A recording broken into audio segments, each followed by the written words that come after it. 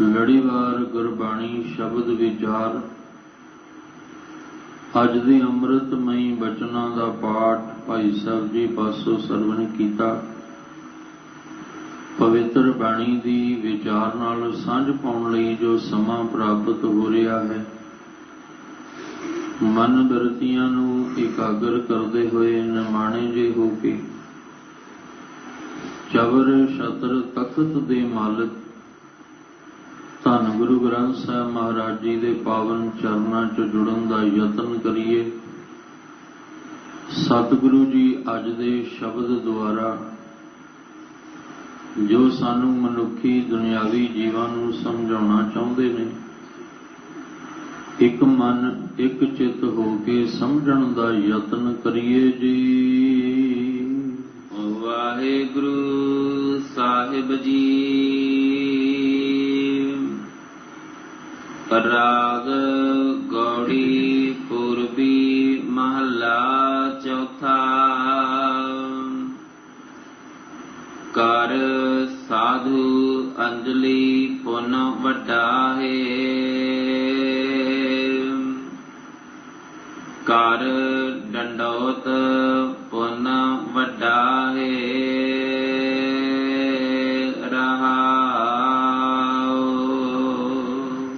ਆਪ ਜੀ ਰੋਜ਼ਾਨਾ ਇਸ ਅਸਥਾਨ ਤੋਂ ਗੁਰੂ ਪਾਤਸ਼ਾਹ ਜੀ ਦੀ ਕਿਰਪਾ ਰਹਿਮਤ ਨਾਲ ਅੰਮ੍ਰਿਤਮਈ ਬਾਣੀ ਦੀ ਲੜੀਵਾਰ ਵਿਚਾਰ ਦਾ ਲਾਹਾ ਪ੍ਰਾਪਤ ਕਰਦੇ ਆ ਰਹੇ ਹੋ। ਗੁਰੂ ਨਾਨਕ ਨਾਮ ਲੇਵਾ ਸਿੱਖ ਸੰਗਤਾਂ ਰੋਜ਼ਾਨਾ ਹੀ ਰਾਤਰੀ ਦੇ ਸਮੇਂ ਸੋਹਲੇ ਦੀ ਬਾਣੀ ਦਾ ਪਾਠ ਜਾਪ ਕਰਦੀਆਂ ਨੇ, ਔਰ ਤਕਰੀਬਨ ਰੋਜ਼ਾਨਾ ਹੀ ਅੱਜ ਦੇ ਇਸ ਪਾਵਨ ਸ਼ਬਦ ਦਾ ਅਭਿਆਸ ਕੀਤਾ ਜਾਂਦਾ ਹੈ। ਧੰਨ ਧੰਨ ਗੁਰੂ ਰਾਮਦਾਸ ਮਹਾਰਾਜ ਜੀ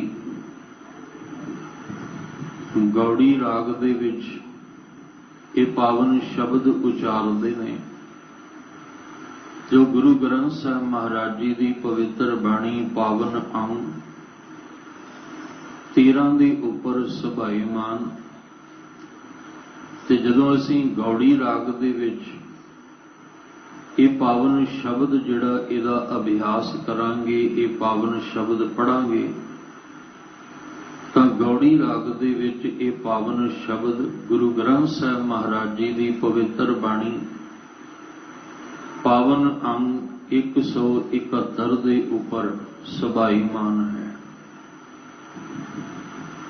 ਸ਼ਬਦ ਵਿੱਚ ਜੋ ਰਹਾਉ ਵਾਲੀ ਪੰਕਤੀ, ਜੋ ਸ਼ਬਦ ਦਾ ਕੇਂਦਰੀ ਭਾਵ ਹੈ, ਸਤਿਗੁਰੂ ਗੁਰੂ ਰਾਮਦਾਸ ਮਹਾਰਾਜ ਜੀ ਕਿਰਪਾ ਕਰਦੇ ਨੇ। ਕਰ ਸਾਧੂ ਅੰਜਲੀ ਪੁੰਨ ਵੱਡਾ ਹੈ। ਸਾਧੂ ਦਾ ਅਰਥ ਹੈ ਸਮਰੱਥ ਗੁਰੂ। ਅੰਜਲੀ ਦਾ ਅਰਥ ਹੈ ਦੋਵੇਂ ਹੱਥ ਬਰਾਬਰ ਜੋੜਨੇ। ਗੁਰੂ ਸਾਹਿਬ ਜੀ ਨੂੰ ਬੜੇ ਭਾਵਨਾ ਦੇ ਨਾਲ, ਸ਼ਰਧਾ ਨਾਲ ਦੋਵੇਂ ਹੱਥ ਜੋੜ ਕੇ ਨਮਸਕਾਰ ਕਰਨੀ, ਇਹ ਬਹੁਤ ਵੱਡਾ ਇੱਕ ਪੁੰਨ ਹੈ। ਦੁਨਿਆਵੀ ਤਲ ਤੇ ਅਗਰ ਅਸੀਂ ਵੇਖਾਂਗੇ ਤੇ ਸਾਨੂੰ ਬੜੇ ਤਰ੍ਹਾਂ ਦੇ ਪਾਪ, ਬੜੇ ਤਰ੍ਹਾਂ ਦੇ ਪੁੰਨ ਦੱਸੇ ਗਏ ਨੇ ਕਿ ਆਹ ਪੁੰਨ ਹੈ, ਇਹ ਪਾਪ ਹੈ। ਪਰ ਗੁਰੂ ਰਾਮਦਾਸ ਮਹਾਰਾਜ ਜੀ ਆਖਦੇ ਨੇ ਸਭ ਤੋਂ ਵੱਡਾ ਪੁੰਨ ਸਤਿਗੁਰੂ ਜੀ ਦੇ ਸਨਮੁਖ ਦੋਏ ਹੱਥ ਜੋੜ ਭਾਵਨਾ ਦੇ ਨਾਲ ਨਮਸਕਾਰ ਕਰਨਾ। ਅੰਜਲੀ ਦਾ ਅਰਥ ਦੋਵੇਂ ਹੱਥ ਜੋੜਨੇ, ਜਾਂ ਅੰਜਲੀਆਂ ਵੀ ਗੁਰਬਾਣੀ ਦੇ ਵਿੱਚ ਸ਼ਬਦ ਜਿਹੜਾ ਉਹ ਆਇਆ ਹੈ ਬੇਨਤੀਆਂ ਦੇ ਰੂਪ ਵਿੱਚ, ਕਿ ਜਦੋਂ ਅਸੀਂ ਗੁਰੂ ਸਾਹਿਬ ਜੀ ਦੇ ਚਰਨਾਂ ਦੇ ਵਿੱਚ ਜੁੜਨਾ, ਜੇ ਅਸੀਂ ਮਨ ਔਰ ਸੁਰਤ ਕਰਕੇ ਜੁੜੇ ਹਾਂ ਤੇ ਸਾਡੀ ਬੇਨਤੀ ਮਾਲਕ ਦੇ ਦਰ ਤੇ ਪ੍ਰਵਾਨ ਹੁੰਦੀ ਹੈ। ਇਹ ਵੀ ਨਾ ਹੋਵੇ ਕਿ ਬਾਹਰੋਂ ਹੱਥ ਜਿਹੜੇ ਆ ਉਹ ਜੁੜੇ ਹੋਏ ਨੇ मन ते साडी सुरती किते होर लगी हुई है। फिर साडी कीती हुई पुकार, साडी कीती हुई बेनती उस मालिक दे दर ते किवें प्रवान होएगी? क्योंकि बेनती होनी सी मन दे नाल, बेनती होनी सी सुरत दे नाल, पर सुरती किते होर है, मन किते होर है। इसलिए गल अधूरी रह जाती है। गुरु नानक साहब जी ने जीवन दे विच कुछ नुकते सानू ऐसे समझाए ने जिन्हां नू समझण दी लोड़ सी।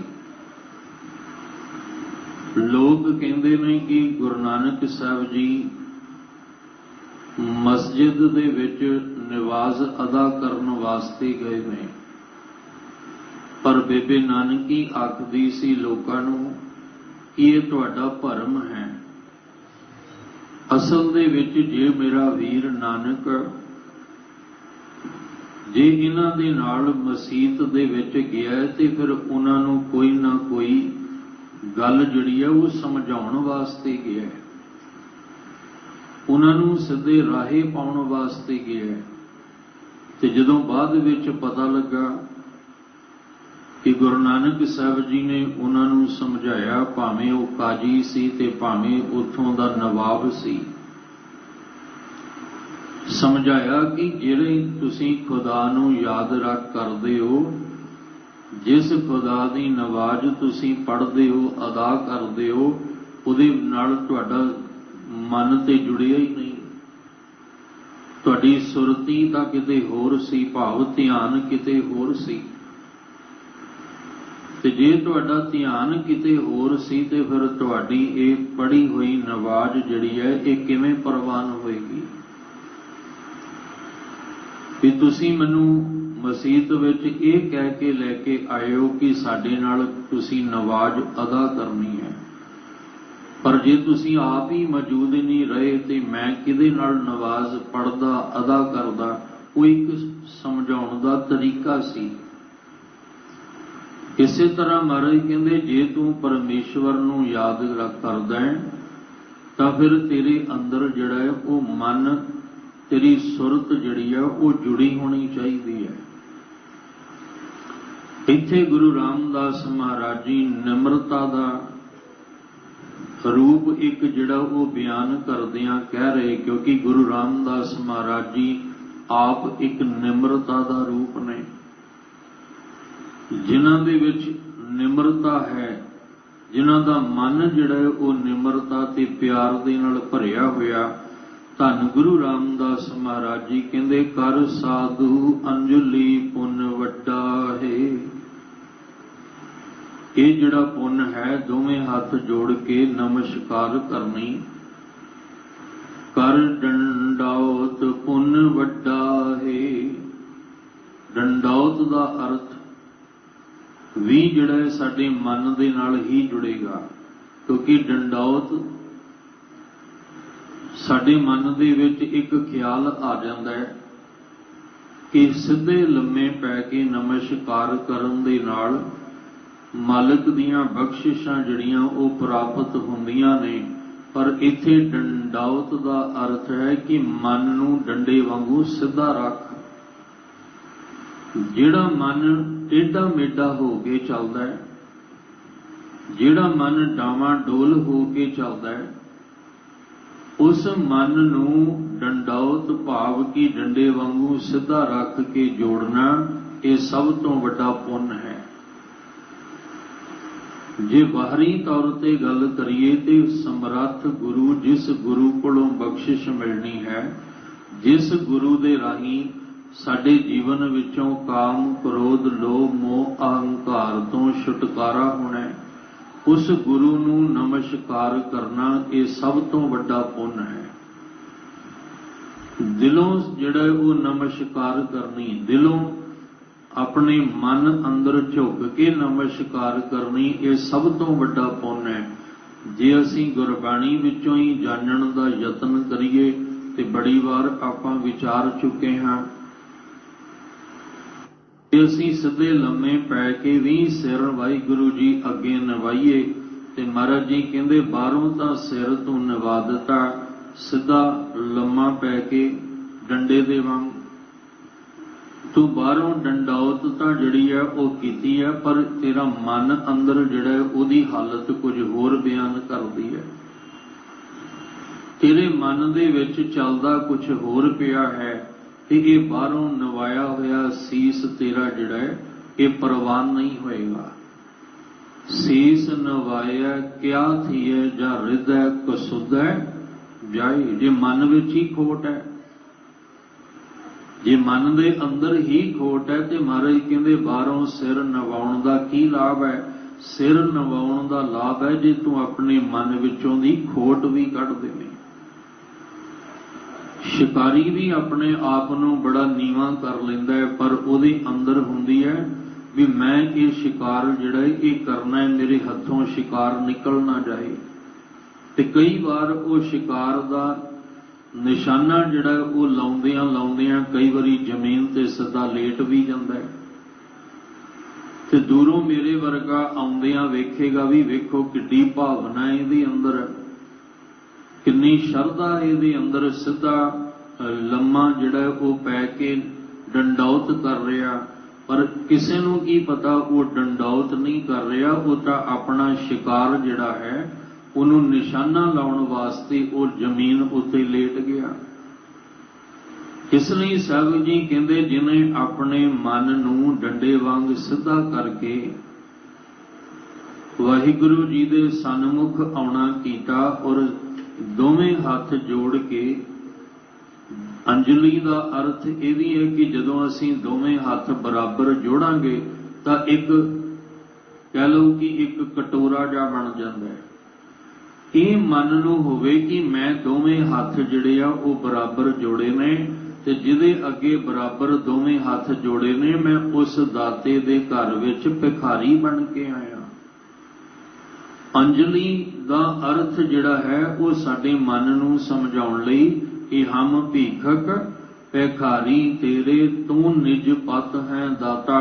ਅੰਜਲੀ ਦਾ ਅਰਥ ਇਹ ਵੀ ਬਣਦਾ ਹੈ ਕਿ ਜਦੋਂ ਅਸੀਂ ਦੋਵੇਂ ਹੱਥ ਬਰਾਬਰ ਜਿਹੜੇ ਆ ਉਹ ਸਾਡੇ ਜੁੜੇ ਹੋਣਗੇ ਤਾਂ ਸਾਡੇ ਮਨ ਵਿੱਚ ਇਹ ਭਾਵਨਾ, ਇਹ ਖਿਆਲ ਆਏਗਾ ਕਿ ਮੈਂ ਇਸ ਘਰ ਦਾ ਭਿਖਾਰੀ ਹਾਂ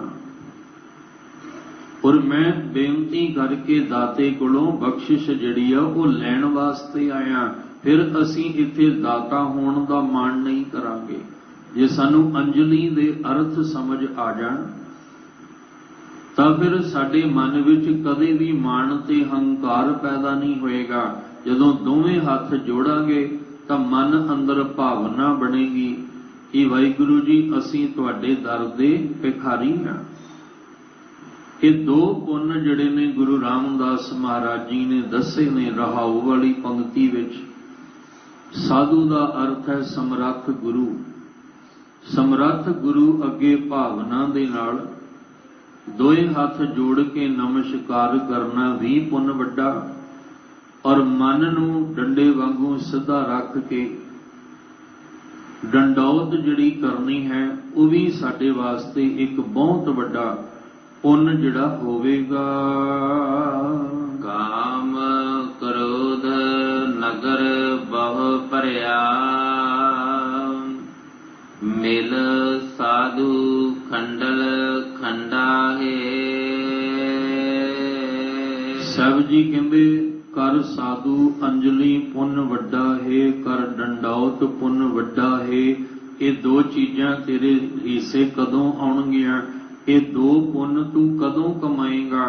ਕਿਉਂਕਿ ਹਜੇ ਤਾਂ ਤੇਰੇ ਅੰਦਰ ਕਾਮ ਤੇ ਕ੍ਰੋਧ ਦਾ ਜਿਹੜਾ ਇਹ ਰਸ ਭਰਿਆ ਪਿਆ ਹੈ, ਤੇ ਜਿੰਨਾ ਚਿਰ ਤੇਰੇ ਅੰਦਰ ਕਾਮ ਕ੍ਰੋਧ ਦਾ ਰਸ ਭਰਿਆ ਹੈ ਤੂੰ ਇਹ ਦੋ ਵੱਡੇ ਪੁੰਨ ਜਿਹੜੇ ਆ ਕਮਾਈ ਨਹੀਂ ਸਕਦਾ। ਨਗਰ ਦਾ ਅਰਥ ਹੈ ਇਹ ਕਾਇਆ, ਇਹ ਸਰੀਰ ਰੂਪੀ ਨਗਰੀ। ਇਸ ਸਰੀਰ ਦੇ ਅੰਦਰ, ਇਸ ਨਗਰ ਦੇ ਅੰਦਰ ਕਾਮ ਔਰ ਕ੍ਰੋਧ ਜਿਹੜਾ ਹੈ ਇਹ ਬਹੁਤ ਭਰਿਆ, ਥੋੜਾ ਬਹੁਤ ਵੀ ਨਹੀਂ। ਤੇਰੀ ਇਹ ਜਿਹੜੀ ਨਗਰੀ ਹੈ ਕਾਇਆ ਰੂਪੀ ਜਿਹੜਾ ਆ ਸਰੀਰ ਹੈ, ਸਭ ਕਹਿੰਦੇ ਕਾਮ ਕ੍ਰੋਧ ਨਗਰ ਬਹੁ ਭਰਿਆ, ਬਹੁਤ ਭਰਿਆ ਪਿਆ ਹੈ। ਜਾਂ ਆਪਾਂ ਇਸ ਤਰ੍ਹਾਂ ਕਹਿ ਲਈਏ ਕਿ ਸਾਧੂ ਦਾ ਅਰਥ ਹੈ ਗੁਰੂ। ਗੁਰੂ ਸਾਹਿਬ ਜੀ ਨੂੰ ਡੰਡੌਤ ਦੇ ਰੂਪ ਵਿੱਚ ਨਮਸਕਾਰ ਕਿਉਂ ਕਰਨੀ ਹੈ? ਗੁਰੂ ਸਾਹਿਬ ਜੀ ਨੂੰ ਅੰਜਲੀ ਦੇ ਰੂਪ ਵਿੱਚ ਅਸੀਂ ਨਮਸਕਾਰ ਕਿਉਂ ਕਰਨੀ ਹੈ? ਕਿਉਂਕਿ ਸਾਹਿਬ ਕਹਿੰਦੇ ਇਹ ਦੋ ਵੱਡੇ ਪੁੰਨ ਨੇ, ਤੇ ਫਿਰ ਮੇਰੇ ਵਰਗਾ ਕਹੇਗਾ ਵੀ ਇਹ ਦੋ ਪੁੰਨ ਮੈਂ ਕਿਉਂ ਕਮਾਵਾਂ। ਜਾਂ ਹੋਰ ਸੌਖਾ ਸਮਝ ਲਈਏ, ਆਪਾਂ ਗੁਰੂ ਦੁਆਰੇ ਆਏ ਹਾਂ, ਤੇ ਗੁਰੂ ਦੁਆਰੇ ਆ ਕੇ ਇਹ ਤੇ ਨਹੀਂ ਵੀ ਸਿੱਧਾ ਹੀ ਆ ਕੇ ਸੰਗਤ ਵਿੱਚ ਬੈਠੇ ਹਾਂ। ਪਹਿਲਾਂ ਗੁਰੂ ਦੁਆਰੇ ਆ ਕੇ ਅਸੀਂ ਸਭ ਤੋਂ ਪਹਿਲਾਂ ਗੁਰੂ ਗ੍ਰੰਥ ਸਾਹਿਬ ਜੀ ਦੇ ਸਨਮੁਖ ਖਲੋ ਕੇ, ਅਸੀਂ ਦੋਏ ਹੱਥ ਜੋੜ ਕੇ, ਫਿਰ ਅਸੀਂ ਸਿਰ ਨਵਾ ਕੇ ਨਮਸਕਾਰ ਕਰਕੇ ਫਿਰ ਆ ਕੇ ਆਪਾਂ ਸੰਗਤ ਦੇ ਵਿੱਚ ਬੈਠੇ ਹਾਂ। ਹੁਣ ਜੇ ਕੋਈ ਕਵੇ ਵੀ ਦੋਏ ਹੱਥ ਕਿਉਂ ਜੋੜਨੇ ਆ, ਨਮਸਕਾਰ ਕਿਉਂ ਕਰਨੀ ਹੈ, ਸਿਰ ਕਿਉਂ ਨਵਾਉਣਾ ਹੈ, ਬਸ ਆਏ ਆ ਤੇ ਆ ਕੇ ਸਿੱਧਾ ਆ ਕੇ ਸੰਗਤ ਵਿੱਚ ਬੈਠ ਜਾਓ। ਸਿਰ ਨਵਾਉਣ ਦੀ ਤੇ ਨਮਸਕਾਰ ਕਰਨ ਦੀ ਕੀ ਜ਼ਰੂਰਤ ਹੈ? ਇਸੇ ਤਰ੍ਹਾਂ ਸਾਹਿਬ ਜੀ ਸਮਝਾਉਣ ਦਾ ਯਤਨ ਕਰ ਰਹੇ ਨੇ ਕਿ ਤੇਰੇ ਜਿਹੜਾ ਜੀਵਨ ਹੈ ਉਹਦੇ ਵਿੱਚ ਅੰਜਲੀ ਦਾ ਤੇ ਡੰਡੌਤ ਦਾ ਹੋਣਾ ਜ਼ਰੂਰੀ ਹੈ। ਪੁੱਛਿਆ ਕਿਉਂ? ਕਹਿਣ ਲੱਗੇ ਤੇਰੇ ਜੀਵਨ ਵਿੱਚ ਕਾਮ ਤੇ ਕ੍ਰੋਧ ਦਾ ਰਸ ਭਰਿਆ ਪਿਆ ਹੈ, ਤੇ ਜੇ ਕਾਮ ਤੇ ਕ੍ਰੋਧ ਨੂੰ ਕੋਈ ਨਾਸ਼ ਕਰ ਸਕਦਾ ਹੈ ਤੇ ਉਹ ਹੈ ਸਾਧੂ ਭਾਵ ਸਮਰੱਥ ਗੁਰੂ। ਤੇ ਜਿਸ ਸਮਰੱਥ ਗੁਰੂ ਦੇ ਰਾਹੀਂ ਤੇਰੇ ਅੰਦਰੋਂ ਵਿਕਾਰਾਂ ਦਾ ਨਾਸ਼ ਹੋਣਾ ਹੈ, ਵਿਕਾਰ ਜਿਹੜੇ ਨੇ ਅੰਦਰੋਂ ਦੀ ਖਤਮ ਹੋਣੇ ਨੇ, ਉਸ ਗੁਰੂ ਨੂੰ ਨਮਸਕਾਰ ਕਰਨਾ ਸਾਡੇ ਲਈ ਜ਼ਰੂਰੀ ਹੈ। ਇਹ ਦੋ ਪੁੰਨ ਸਾਨੂੰ ਕਮਾਉਣੇ ਹੀ ਪੈਣਗੇ ਜੇ ਅਸੀਂ ਆਪਣੇ ਅੰਦਰੋਂ ਵਿਕਾਰਾਂ ਨੂੰ ਖਤਮ ਕਰਨਾ ਚਾਹੁੰਦੇ ਹਾਂ। ਦੋਵੇਂ ਹੱਥ ਜੋੜ ਕੇ ਔਰ ਅਸੀਂ ਮਨ ਨੂੰ ਜਿਹੜਾ ਗੁਰੂ ਸਾਹਿਬ ਦੇ ਸਨਮੁਖ ਕਰਕੇ ਅਰਦਾਸ ਕੀ ਕਰਨੀ ਸੀ? ਕਾਮ ਕ੍ਰੋਧ ਲੋਭ ਮੋਹ ਅਹੰਕਾਰ ਜਿਹੜਾ ਹੈ ਨਾ, ਇਹ ਵਾਹਿਗੁਰੂ ਜੀ ਪਹਿਲੀ ਗੱਲ ਤੇ ਇਹਦੇ ਤੋਂ ਛੁਟਕਾਰਾ ਦਿਵਾਉਣਾ ਮੇਰੇ ਵਾਸਤੇ ਬੜਾ ਔਖਾ ਹੈ। ਮੈਂ ਬੜੇ ਯਤਨ ਕੀਤੇ, ਸਰੀਰਕ ਤਲ ਉਤੇ ਕੋਈ ਤਪ ਜਪ ਮੈਂ ਛੱਡਿਆ ਹੀ ਨਹੀਂ ਹੈ। ਸਾਰੇ ਤਰ੍ਹਾਂ ਦੇ ਜਪ ਤਪ ਕਰਕੇ ਵੀ ਆ ਵਿਕਾਰਾਂ ਤੋਂ ਮੇਰਾ ਛੁਟਕਾਰਾ ਨਹੀਂ ਹੋ ਸਕਿਆ। ਕਾਮ ਕ੍ਰੋਧ ਲੋਭ ਝੂਠ ਨਿੰਦਾ ਇਨ ਤੇ ਆਪ ਛਡਾਵੋ। ਇਹ ਕਿਸ ਤਰ੍ਹਾਂ ਕਹਿਣਾ ਹੈ? ਸਾਹਿਬ ਕਹਿੰਦੇ ਦੋਵੇਂ ਹੱਥ ਜੋੜ ਕੇ ਗੁਰੂ ਸਾਹਿਬ ਅੱਗੇ ਅਰਦਾਸ ਕਰ। ਕਾਮ ਕ੍ਰੋਧ ਅਰ ਲੋਭ ਮੋਹ ਬਿਨਸ ਜਾਏ ਅਹਮੇਵ, ਨਾਨਕ ਪ੍ਰਭ ਸ਼ਰਨਾਗਤੀ ਕਰ ਪ੍ਰਸਾਦ ਗੁਰਦੇਵ। ਇਹ ਗੁਰਦੇਵ ਤੁਸੀਂ ਆਪਣੀ ਕਿਰਪਾ ਕਰੋ ਤਾਂ ਕਿ ਇਹ ਮੇਰੇ ਜੀਵਨ ਦੇ ਵਿੱਚੋਂ ਦੀ ਵਿਕਾਰਾਂ ਦਾ ਨਾਸ਼ ਹੋ ਜਾਏ। ਇਸ ਲਈ ਸਾਹਿਬ ਜੀ ਕਹਿੰਦੇ ਆ ਦੋ ਪੁੰਨ ਜਿਹੜੇ ਆ ਤੇਰੇ ਵਾਸਤੇ ਕਮਾਉਣੇ ਜ਼ਰੂਰੀ ਨੇ, ਕਿਉਂਕਿ ਤੇਰਾ ਅੰਦਰ ਜਿਹੜਾ ਜੀਵਨ ਹੈ ਕਾਮ ਕ੍ਰੋਧ ਨਗਰ ਬਹੁ ਭਰਿਆ, ਥੋੜਾ ਬਹੁਤ ਵੀ ਨਹੀਂ। ਤੇਰੀ ਇਹ ਜਿਹੜੀ ਕਾਇਆ ਰੂਪੀ ਨਗਰੀ ਹੈ ਇਹ ਅੰਦਰੋਂ ਕਾਮ ਤੇ ਕ੍ਰੋਧ ਨਾਲ ਭਰੀ ਪਈ ਹੈ। ਤੇ ਦੁਨੀਆ ਦੇ ਕਿਸੇ ਵੀ ਕੋਨੇ ਤੇ ਤੂੰ ਜਾ ਕੇ ਆ ਜਾ, ਤੇਰੀ ਆ ਨਗਰੀ ਕਾਮ ਕ੍ਰੋਧ ਤੋਂ ਖਾਲੀ ਹੋ ਹੀ ਨਹੀਂ ਸਕਦੀ। ਤੇਰਾ ਆ ਜਿਹੜਾ ਸਰੀਰ ਰੂਪੀ ਨਗਰੀ ਹੈ ਇਹ ਭਾਂਡਾ ਕਦੇ ਖਾਲੀ ਨਹੀਂ ਹੋਣਾ ਕਾਮ ਤੇ ਕ੍ਰੋਧ ਦਾ, ਜਿੰਨਾ ਚਿਰ ਤੂੰ ਸਮਰੱਥ ਗੁਰੂ ਸਾਹਿਬ ਦੇ ਚਰਨੀ ਨਹੀਂ ਲੱਗਦਾ। ਇਸ ਲਈ ਕੀ ਕਰ? ਸਾਹਿਬ ਕਹਿੰਦੇ ਮਿਲ ਸਾਧੂ ਖੰਡਲ ਖੰਡਾਹੇ। ਮਿਲ ਕੇ, ਸਾਧੂ ਨੂੰ ਮਿਲ ਕੇ, ਪੂਰੇ ਗੁਰੂ ਨੂੰ ਮਿਲ ਕੇ ਤਾਂ ਤੇਰੇ ਅੰਦਰ ਜਿਹੜਾ ਉਹ ਇਸ ਕਾਮ ਤੇ ਕ੍ਰੋਧ ਨੂੰ ਨਾਸ਼ ਕੀਤਾ ਜਾ ਸਕਦਾ ਹੈ। ਸ਼ਬਦ ਆਪਾਂ ਬੜੀ ਵਾਰ ਪੜਿਆ ਔਰ ਸ਼ਬਦ ਆਪਾਂ ਸੁਣਿਆ ਵੀ ਬੜੀ ਵਾਰ ਕਿ ਸਮਰੱਥ ਸਤਿਗੁਰੂ ਜੀ ਨੇ ਸਾਨੂੰ ਧੁਰ ਤੋਂ ਵਿਛੜਿਆ ਹੋਇਆਂ ਨੂੰ ਧੁਰ ਨਾਲ ਹੀ ਮਿਲਾਉਣਾ ਹੈ। ਸਮਰੱਥ ਸਤਿਗੁਰੂ ਜੀ ਦਾ ਮਕਸਦ ਇਹ ਹੈ ਕਿ ਸਾਡਾ ਜਿੱਥੋਂ ਕਨੈਕਸ਼ਨ ਕੱਟਿਆ ਉੱਥੋਂ ਹੀ ਜੋੜਨਾ ਹੈ। ਗੁੰਮਰਾਹ ਨਹੀਂ ਕੀਤਾ ਸਾਨੂੰ ਸਮਰੱਥ ਗੁਰੂ ਨੇ, ਕਿਸੇ ਭਰਮ ਕਿਸੇ ਭੁਲੇਖੇ ਵਿੱਚ ਨਹੀਂ ਪਾਇਆ। ਦੁਨੀਆ ਦੇ ਵਿੱਚ ਬਹੁਤ ਐਸੇ ਗੁਰੂ ਬਣ ਕੇ ਬੈਠੇ ਆ ਜਿਹੜੇ ਸਿਰਫ ਲੋਕਾਂ ਨੂੰ ਭਰਮ ਦੇ ਵਿੱਚ ਹੀ ਪਾਉਂਦੇ ਆ।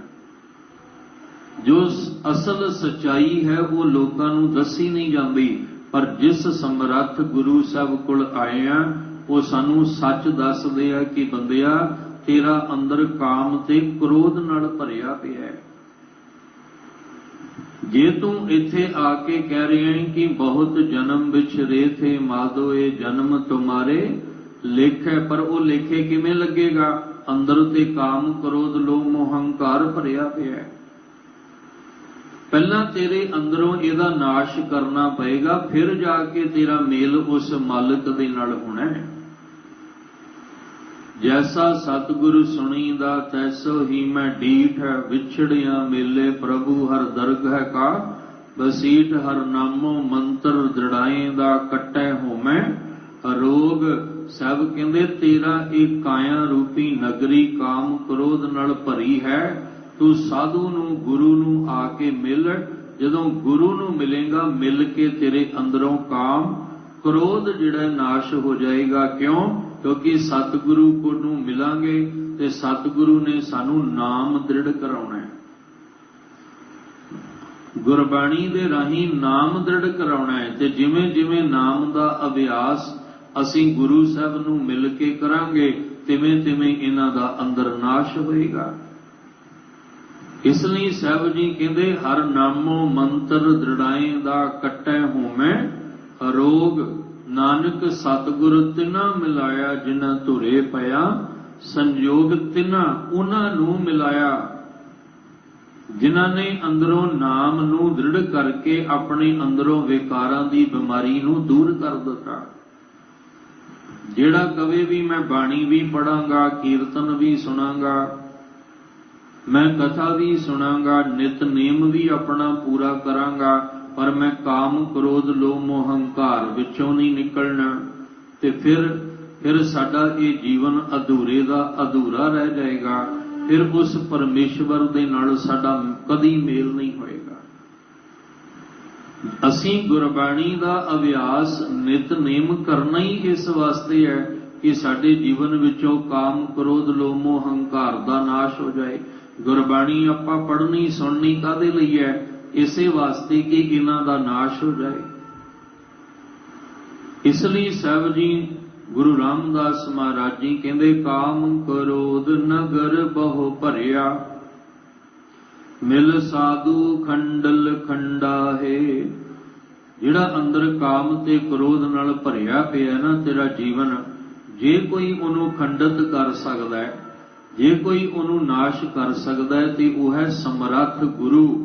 ਇਸ ਲਈ ਸਮਰੱਥ ਗੁਰੂ ਨੂੰ ਮਿਲ ਕੇ ਹੀ ਕਾਮ ਤੇ ਕ੍ਰੋਧ ਦਾ ਨਾਸ਼ ਕੀਤਾ ਜਾ ਸਕਦਾ ਹੈ। ਪੂਰਬ ਲਿਖਤ ਲਿਖੇ ਗੁਰ ਪਾਇਆ, ਮਨ ਹਰ ਲਿਵ ਮੰਡਲ ਮੰਡਾਹੇ। ਜੋ ਸਭ ਤੋਂ ਵੱਡਾ ਪਰਮੇਸ਼ਵਰ ਦਾ ਨਾਮ ਹੈ। ਦੁਨੀਆ 'ਚ ਦਾਅਵੇਦਾਰ ਬਹੁਤ ਨੇ ਵੀ ਮੈਂ ਵੱਡਾ ਹਾਂ, ਮੈਂ ਵੱਡਾ ਹਾਂ, ਮੈਂ ਵੱਡਾ, ਪਰ ਪੂਰੀ ਦੁਨੀਆ ਦੇ ਵਿੱਚ, ਪੂਰੇ ਬ੍ਰਹਿਮੰਡ ਦੇ ਵਿੱਚ ਸਭ ਤੋਂ ਵੱਡਾ ਜੇ ਕੋਈ ਉਹ ਹੈ ਪਰਮੇਸ਼ਵਰ। ਸਭ ਤੋਂ ਉੱਚਾ ਕੋਈ ਹੈ ਤੇ ਉਹਦਾ ਨਾਮ। ਧੰਨ ਗੁਰੂ ਰਾਮਦਾਸ ਮਹਾਰਾਜ ਜੀ ਕਹਿੰਦੇ ਨੇ ਤੇਰੇ ਮਨ ਦੇ ਵਿੱਚ ਜਿਹੜੀ ਸੁਰਤ ਲੱਗਣੀ ਹੈ ਉਹ ਪਰਮੇਸ਼ਵਰ ਦੇ ਨਾਮ ਨਾਲ ਨਹੀਂ ਲੱਗ ਪਾ ਰਹੀ। ਇਸ ਲਈ ਤੂੰ ਗੁਰੂ ਸਾਹਿਬ ਨੂੰ ਮਿਲ ਕੇ ਆਪਣੇ ਅੰਦਰ ਦੇ ਕਾਮ ਤੇ ਕ੍ਰੋਧ ਦਾ ਨਾਸ਼ ਕਰ। ਪਰ ਹੁਣ ਗੁਰੂ ਨੂੰ ਮਿਲਣਾ ਕਿਵੇਂ ਹੈ? ਸਾਰਿਆਂ ਦਾ ਜਿਹੜਾ ਉਹ ਸਮਰੱਥ ਗੁਰੂ ਨੂੰ ਮਿਲਣਾ ਸਭਨਾਂ ਨੂੰ ਨਸੀਬ ਨਹੀਂ ਹੁੰਦਾ। ਜੇ ਸਾਰਿਆਂ ਨੂੰ ਹੀ ਸਮਰੱਥ ਗੁਰੂ ਦੀ ਸੋਝੀ ਆ ਜਾਏ ਤੇ ਸਮਰੱਥ ਗੁਰੂ ਨਾਲ ਸਭਨਾਂ ਦਾ ਮੇਲ ਹੋ ਜਾਏ, ਤੇ ਫਿਰ ਦੁਨੀਆ ਜਿਹੜੀ ਭਟਕਦੀ ਹੈ ਇਹ ਭਟਕੇ ਹੀ ਨਾ। ਜਿਹੜੀ ਗੁੰਮਰਾਹ ਹੋਈ ਦੁਨੀਆ ਹੈ ਕਰਮ ਕਾਂਡ ਤੇ ਵਹਿਮਾਂ ਭਰਮਾਂ ਵਿੱਚ ਪਈ, ਇਹ ਕਰਮ ਕਾਂਡ ਵੀ ਨਾਸ਼ ਹੋ ਜਾਣ ਤੇ ਵਹਿਮ ਭਰਮ ਵੀ ਨਿਕਲ ਜਾਣ। ਪਰ ਪੂਰੇ ਗੁਰੂ ਦੇ ਚਰਨਾਂ ਦੇ ਵਿੱਚ ਜੁੜਨ ਵਾਸਤੇ ਸਾਨੂੰ ਕਰਮ ਵੀ ਚੰਗਾ ਚਾਹੀਦਾ ਹੈ। ਚੰਗਾ ਕਰਮ ਜੇ ਸਾਡਾ ਕੀਤਾ ਹੋਏਗਾ ਤਾਂ ਗੁਰੂ ਸਾਹਿਬ ਦੇ ਨਾਲ ਮੇਲ ਹੈ ਤੇ ਗੁਰੂ ਨੂੰ ਮਿਲ ਕੇ ਹੀ ਵਿਕਾਰਾਂ ਦਾ ਨਾਸ਼ ਹੈ। ਇੱਥੇ ਥੋੜੀ ਜੀ ਗੱਲ ਵਿਚਾਰ ਸਮਝਣੀ ਪੈਣੀ ਹੈ, ਕਿਉਂਕਿ ਗੁਰੂ ਰਾਮਦਾਸ ਮਹਾਰਾਜ ਜੀ ਕਹਿੰਦੇ ਨੇ ਪੂਰਬ ਲਿਖਤ ਲਿਖੇ ਗੁਰ ਪਾਇਆ। ਪੂਰਬ ਦਾ ਅਰਥ ਹੈ ਜੋ ਪਹਿਲਾਂ ਦਾ ਸਮਾਂ ਬਤੀਤ ਹੋਇਆ ਸਮਾਂ ਹੈ, ਉਹਦੇ ਵਿੱਚ ਜੇ ਅਸੀਂ ਕੋਈ ਕਰਮ ਕੀਤਾ ਹੋਏਗਾ ਤੇ ਉਹ ਸਾਡੀ ਲਿਖਤ ਬਣੀ ਹੋਏਗੀ ਤੇ ਉਸ ਲਿਖਤ ਦੇ ਮੁਤਾਬਕ ਹੀ ਗੁਰ ਪਾਇਆ, ਗੁਰੂ ਨੂੰ ਪਾਇਆ ਜਾ ਸਕਦਾ ਹੈ। ਇੱਥੇ ਹੁਣ ਕੁਝ ਗੱਲਾਂ ਸਮਝ ਕੇ ਚੱਲਣਾ। ਜਿੰਨੇ ਵੀ ਮੇਰੇ ਸਮੇਤ ਆਪਾਂ ਗੁਰਦੁਆਰੇ ਆਏ ਹਾਂ ਕਿ ਅਸੀਂ ਸਾਰਿਆਂ ਨੇ ਗੁਰੂ ਪਾ ਲਿਆ? ਜਿੰਨੇ ਵੀ ਮੇਰੇ ਸਮੇਤ ਆਪਾਂ ਗੁਰੂ ਸਾਹਿਬ ਦੇ ਦਰਬਾਰ ਵਿੱਚ ਬੈਠੇ ਹਾਂ ਕਿ ਗੁਰੂ ਸਾਹਿਬ ਦੇ ਚਰਨੀ ਸਾਰੇ ਲੱਗ ਗਏ ਹਾਂ? ਅਸੀਂ ਆਪਣੀ ਆਪਣੀ ਸੋਚ ਮੁਤਾਬਕ ਤਾਂ ਇਹੀ ਕਵਾਂਗੇ ਵੀ ਮੈਂ ਗੁਰੂ ਦੇ ਚਰਨੀ ਲੱਗਾ। ਫਿਰ ਉਹਨੂੰ ਕਸਵੱਟੀ ਤੇ ਦੇਖਣਾ ਪੈਣਾ ਵੀ ਜਿਹੜੇ ਗੁਰੂ ਚਰਨੀ ਲੱਗੇ ਹੁੰਦੇ ਨੇ ਉਹਨਾਂ ਦਾ ਜੀਵਨ ਕਿੱਦਾਂ ਦਾ ਹੁੰਦਾ ਹੈ ਤੇ ਜਿਨ੍ਹਾਂ ਨੇ ਗੁਰੂ ਨੂੰ ਪਾ ਲਿਆ ਹੋਏ ਉਹਨਾਂ ਦਾ ਜੀਵਨ ਕਿੱਦਾਂ ਦਾ ਹੈ। ਉਹਨੂੰ ਫਿਰ ਆਪਣੇ ਜੀਵਨ ਦੇ ਨਾਲ ਤੋਲ ਕੇ ਵੇਖੋ, ਮਿਲਾ ਕੇ ਵੇਖੋ। ਜੇ ਤਾਂ ਉਹ ਕਸਵੱਟੀ ਤੇ ਖਰੇ ਉਤਰਦੇ ਆ ਫਿਰ ਤੇ ਅਸੀਂ ਗੁਰੂ ਪਾ ਵੀ ਲਿਆ ਤੇ ਗੁਰੂ ਚਰਨੀ ਵੀ ਲੱਗ ਗਏ ਆ, ਤੇ ਜੇ ਗੁਰੂ ਦੀ ਕਸਵੱਟੀ ਤੇ ਅਸੀਂ ਖਰੇ ਨਹੀਂ ਉਤਰਦੇ ਤੇ ਫਿਰ ਮਾਫ ਕਰਨਾ, ਫਿਰ ਭਾਵੇਂ ਅਸੀਂ 50 ਸਾਲ ਪੂਰੀ ਜ਼ਿੰਦਗੀ ਗੁਰੂ ਸਾਹਿਬ ਦੇ ਦਰ ਤੇ ਆਉਂਦੇ ਰਹੀਏ, ਉਨਾ ਚਿਰ ਗੱਲ ਨਹੀਂ ਬਣਨੀ ਜਿੰਨਾ ਚਿਰ ਗੁਰੂ ਸਾਹਿਬ ਦੇ ਚਰਨੀ ਨਹੀਂ ਲੱਗਦੇ। ਗੁਰੂ ਸਾਹਿਬ ਜੀ ਦੀ ਬਾਣੀ ਜਦੋਂ ਆਪਾਂ ਪੜ੍ਹਦੇ ਹਾਂ ਤੇ ਮਹਾਰਾਜ ਕਹਿੰਦੇ ਗੁਰ ਪੂਰੇ ਚਰਨੀ ਲਾਇਆ, ਹਰ ਸੰਗ ਸਹਾਈ ਪਾਇਆ, ਜਹ ਜਾਈਏ ਤਹਾਂ ਸੁਹੇਲੇ, ਕਰ ਕਿਰਪਾ ਪ੍ਰਭ ਮੇਲੇ। ਜਿਨ੍ਹਾਂ ਨੂੰ ਗੁਰੂ ਨੇ ਚਰਨੀ ਲਾ ਲਿਆ, ਹਰ ਸੰਗ ਸਹਾਈ ਪਾਇਆ, ਉਹਨਾਂ ਨੇ ਇਹ ਅਵਸਥਾ ਪਾ ਲਈ ਕਿ ਉਹ ਅਕਾਲ ਪੁਰਖ ਵਾਹਿਗੁਰੂ ਹਰ ਵੇਲੇ ਮੇਰੇ ਨਾਲ ਹੈ, ਹਰ ਵੇਲੇ ਮੇਰੇ ਅੰਗ ਸੰਗ ਹੈ। ਤੇ ਜਿਨ੍ਹਾਂ ਨੇ ਗੁਰੂ ਚਰਨੀ ਲੱਗਣਾ ਕੀਤਾ ਉਹ ਹਰ ਵੇਲੇ ਅੰਗ ਸੰਗ ਪਰਮੇਸ਼ਵਰ ਨੂੰ ਮਹਿਸੂਸ ਕਰਦੇ ਆ। ਉਹ ਇਹ ਕਹਿੰਦੇ ਆ ਜੈ ਜੈ ਪੇਖੋ ਤੈ ਹਜੂਰ, ਦੂਰ ਕਤਹੂ ਨਾ ਜਾਈ। ਇਹ ਜਿਨ੍ਹਾਂ ਨੂੰ ਗੁਰੂ ਨੇ ਚਰਨੀ ਲਾ ਲਿਆ ਤੇ ਜਿਨ੍ਹਾਂ ਨੇ ਪਾ ਲਿਆ ਉਹ ਤੇ ਆਪਾਂ ਰੋਜ਼ ਹੀ ਪੜ੍ਹਦੇ ਆ, ਆਨੰਦ ਭਇਆ ਮੇਰੀ ਮਾਏ ਸਤਿਗੁਰੂ ਮੈਂ ਪਾਇਆ, ਸਤਿਗੁਰ ਤਾਂ ਪਾਇਆ ਸਹਿਜ ਸੇਤੀ ਮਨ ਵਜੀਆਂ ਵਧਾਈਆਂ। ਹੁਣ ਆਪਣੇ ਅੰਦਰ ਝਾਤੀ ਮਾਰੀਏ ਕਿ ਮਨ ਵਜੀਆਂ ਵਧਾਈਆਂ ਅੰਦਰ ਹੈ ਕਿ ਮਨ ਵਿੱਚ ਚਿੰਤਾਵਾਂ, ਮਨ ਵਿੱਚ ਪਰੇਸ਼ਾਨੀਆਂ, ਮਨ 'ਚ ਦੁੱਖ ਭਰਿਆ ਪਿਆ ਹੈ। ਇਸ ਲਈ ਸਤਿਗੁਰੂ ਮਹਾਰਾਜ ਜੀ ਕਹਿੰਦੇ ਗੁਰ ਪਾਇਆ। ਗੁਰੂ ਨੂੰ ਕਿਹਨੇ ਪਾਇਆ ਹੈ? ਪੂਰਬ ਲਿਖਤ ਲਿਖੇ, ਜਿਨ੍ਹਾਂ ਨੇ ਪੂਰਬਲੇ ਕਰਮ ਦਾ ਅਰਥ ਹੈ ਬੀਤ ਗਏ ਪਿਛਲੇ ਸਮੇਂ ਦੇ ਵਿੱਚ ਚੰਗਾ ਕਰਮ ਕੀਤਾ ਔਰ ਕੀਤੇ ਕਰਮ ਦੇ ਅਨੁਸਾਰ, ਉਹਨਾਂ ਦੀ ਲਿਖਤ ਦੇ ਅਨੁਸਾਰ ਉਹਨਾਂ ਨੇ ਗੁਰੂ ਪਾਇਆ। ਪਿਛਲਾ ਸਮਾਂ ਜਿਹੜਾ ਸੀ, ਜਿਵੇਂ ਜਿਵੇਂ ਆ ਘੜੀ ਦੀ ਸੂਈ ਅੱਗੇ ਜਾਂਦੀ ਹੈ ਨਾ, ਤਿਵੇਂ ਤਿਵੇਂ ਇਹ ਸਮਾਂ ਸਾਡਾ ਜਿਹੜਾ ਇਹ ਪਿਛਲਾ ਬਣਦਾ ਜਾਂਦਾ ਹੈ। ਮੰਨ ਲਓ ਅਸੀਂ ਪਿਛਲੇ ਸਮੇਂ ਵਿੱਚ ਅਰਦਾਸ ਕੀਤੀ ਕਿ ਗੁਰੂ ਸਾਹਿਬ ਤੁਹਾਡੇ ਚਰਨਾਂ ਦੇ ਵਿੱਚ ਆਇਆ, ਇੱਕ ਕਿਰਪਾ ਕਰ ਦਿਓ, ਮੈਨੂੰ ਕੁਛ ਨਹੀਂ ਚਾਹੀਦਾ, ਬਸ ਇੱਕ ਤੁਹਾਡੀ ਬਖਸ਼ਿਸ਼ ਚਾਹੀਦੀ ਹੈ। ਮੈਨੂੰ ਕੁਛ ਨਹੀਂ ਚਾਹੀਦਾ, ਬਸ ਇੱਕ ਤੁਹਾਡੇ ਦਰ ਤੋਂ ਦਾਨਾ ਸਿਰ ਦਾਨ, ਨਾਮ ਦਾਨ ਜਿਹੜਾ ਉਹ ਚਾਹੀਦਾ ਹੈ। ਇਸ ਲਈ ਮੈਂ ਕਿਆ ਮੰਗੋ ਕਿਛ ਥਿਰ ਨ ਰਹਾਈ, ਹਰ ਦੀਜੈ ਨਾਮ ਪਿਆਰੀ ਜੀਓ। ਸਿਰਫ ਗੁਰੂ ਸਾਹਿਬ ਮੈਂ ਤੁਹਾਡੀ ਬਖਸ਼ਿਸ਼ ਲੈਣ ਵਾਸਤੇ ਆਇਆ। ਤੇ ਜੇ ਆਪਾਂ ਉਹ ਅਰਦਾਸ ਕੀਤੀ, ਉਹ ਸਾਡਾ ਪੂਰਬਲਾ ਸਮਾਂ, ਉਹ ਬੀਤ ਗਿਆ ਸਮਾਂ, ਤੇ ਬੀਤ ਗਏ ਸਮੇਂ ਵਿੱਚ ਕੀਤੀ ਅਰਦਾਸ ਨੇ ਅੱਜ ਸਾਨੂੰ ਗੁਰੂ ਨਾਲ ਮਿਲਾਉਣਾ ਹੈ। ਬੀਤ ਗਏ ਸਮੇਂ ਵਿੱਚ ਜੇ ਆਪਾਂ ਸੰਗਤ ਕੀਤੀ ਹੈ, ਬਾਣੀ ਦਾ ਪਾਠ ਕੀਤਾ ਹੈ, ਉਸ ਲਿਖਤ ਮੁਤਾਬਕ ਅੱਜ ਸਾਨੂੰ ਗੁਰੂ ਸਾਹਿਬ ਨੇ ਬੁਲਾਉਣਾ ਹੈ। ਤੇ ਜੇ ਬੰਦਾ ਕਹੇ ਵੀ ਮੈਂ ਸੰਗਤ ਵੀ ਨਾ ਕਰਾਂ, ਬਾਣੀ ਵੀ ਨਾ ਪੜਾਂ, ਸੇਵਾ ਵੀ ਨਾ ਕਰਾਂ, ਬਸ ਜਾਂਦਿਆਂ ਹੀ ਮੈਨੂੰ ਗੁਰੂ ਮਿਲ ਪਏ, ਇਸ ਤਰ੍ਹਾਂ ਨਹੀਂ ਹੋਏਗਾ। ਪਹਿਲਾਂ ਸਾਨੂੰ ਅਰਦਾਸ ਕਰਕੇ ਉਹ ਬੀਜ ਬੀਜਣਾ ਪਏਗਾ, ਤਾਂ ਜਾ ਕੇ ਗੁਰੂ ਦੇ ਮਿਲਾਪ ਦਾ ਫਲ ਸਾਡੀ ਝੋਲੀ ਵਿੱਚ ਪੈਣਾ ਹੈ। ਸਤਿਗੁਰੂ ਮਹਾਰਾਜ ਜੀ ਕਹਿੰਦੇ पूरब लिखत लिखे गुर पाया। गुरु रामदास महाराज आप सिद्धा ही गुरु अमरदास जी दे दर ते पहली बार आ नहीं सी गए। पहला की कीता? पहला नानी दे नाल संगत विच आउंदे रहे ने। पहला नानी दे नाल आउणा, संगत विच बैठना, सतगुरु जी दी बाणी नूं सुनना, उपदेश नूं सुनना और नानी दे नाल सेवा विच जुड़ना, ये पूरब लिखत सी। उस पूरब लिखत दे अनुसार फिर एक दिन किरपा हो गई। भाई जेठा जी नहीं रहे। धन धन रामदास गुर जिन सिरिया तिने सवारिया दी खेड बन गई। और बनी कदों सी? सब कहते पूरब लिखत लिखे गुर पाया। धन गुरु अमरदास महाराज सिद्धा ही गुरु अंगद दे पातशाह दे दर ते आके नहीं सी आखिया भी मैनू सिक्खी दी दात दिओ। एक पूर्व खेड ऐसी बन गई कि बीबी अमरो जी कोलों गुरबाणी सुनी है, बीबी अमरो जी पासों दी शब्द सुनिया है। वो जिहड़ा शब्द सुन के गुरु अंगद देव जी दे दर ते आए ने, वो पूर्व लिखत है। शब्द जिन्ना चिर नहीं सी सुनिया उन्ना चिर गुरु अंगद साहब दे दर ते नहीं सी आए। जदों शब्द सुनिया बस वो शब्द सुनदे ही अंदर ऐसी बख्शिश वरती कि बीबी अमरो जी दे नाल गुरु अंगद दे पातशाह दे दर ते आउंदे आ। पर वो लैके कौन आया? वो शब्द लैके आया। जे भाई लैणा जी नूं गुरु नानक साहब दे दर ते लैके आया ते कौन लैके आया? वो शब्द लैके आया जिहड़ा भाई जोध जी कोलों सुणदे सी। रोज हट्टी ते बिठा के, दुकान ते बिठा के नाले सौदा देना ते नाले भाई जोध जी नूं कहना भी तू मैनू वो शब्द सुना जिहड़ा कल सुनाया सी, मैनू वो शब्द सुना जिहड़ा तू रोज पढ़दा हुन्ना है। वो रोज शब्द दा सुनना। एक दिन फिर की होया? पूरब लिखत लिखे गुर पाया। इसे तरह असी रोज गुरु साहब जी दे दर ते आउणा, आके बेनती करनी, संगत करनी है। वो जिन्ने समय विच आपां आए हां वो साडा पूर्व है, वो बीत गया समय। ते जे असी उस पूर्वले समय विच, बीत गए समय विच गुरु नूं पाउण दी बेनती कीती है ते फिर अज गुरु नूं पा लवांगे। गुरु का मिलाप जिहड़ा वो सानू प्राप्त हो जाएगा।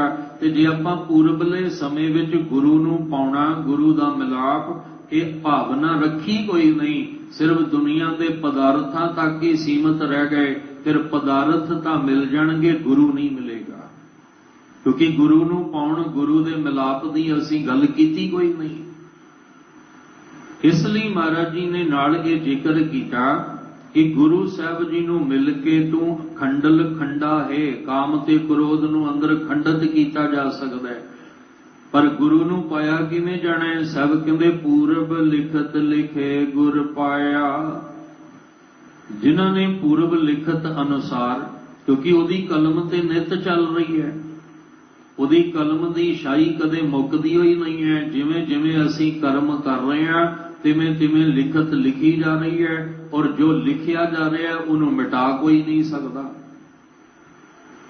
उन्हों कोई दुनिया की ताकत नहीं मिटा सकती। लेख न मिटई हे सखी जो लिखिया करतार, जो करतार दी कलम चो लिखना लिखिया जाना है उन्हों कोई हेर फेर नहीं कर सकता, कोई उन्हों मिटा नहीं सकता, कोई उन्हों बदल नहीं सकता। इसलिए सब कहते पूरब लिखत अनुसार गुर पाया, गुरु नूं पाया। ते जिन्हां ने पा लिया मन हर लिव मंडल मंडा है, उन्हां दे मानसिक मंडल दे विच उन्हां दी लिव जिहड़ी है वो निरंकार दे नाल लग गई। उन्हां दे मन दे नन्ने नूं सिहारी है, मन विच हरि दे प्रति, परमेश्वर दे प्रति लिव उन्हां दी जिहड़ी है वो लग गई। किहदे नाल? जिहड़ा मंडल मंडा है, मंडा दा अर्थ हुंदा वड्डा, जिस तो वड्डा होर कोई भी नहीं है।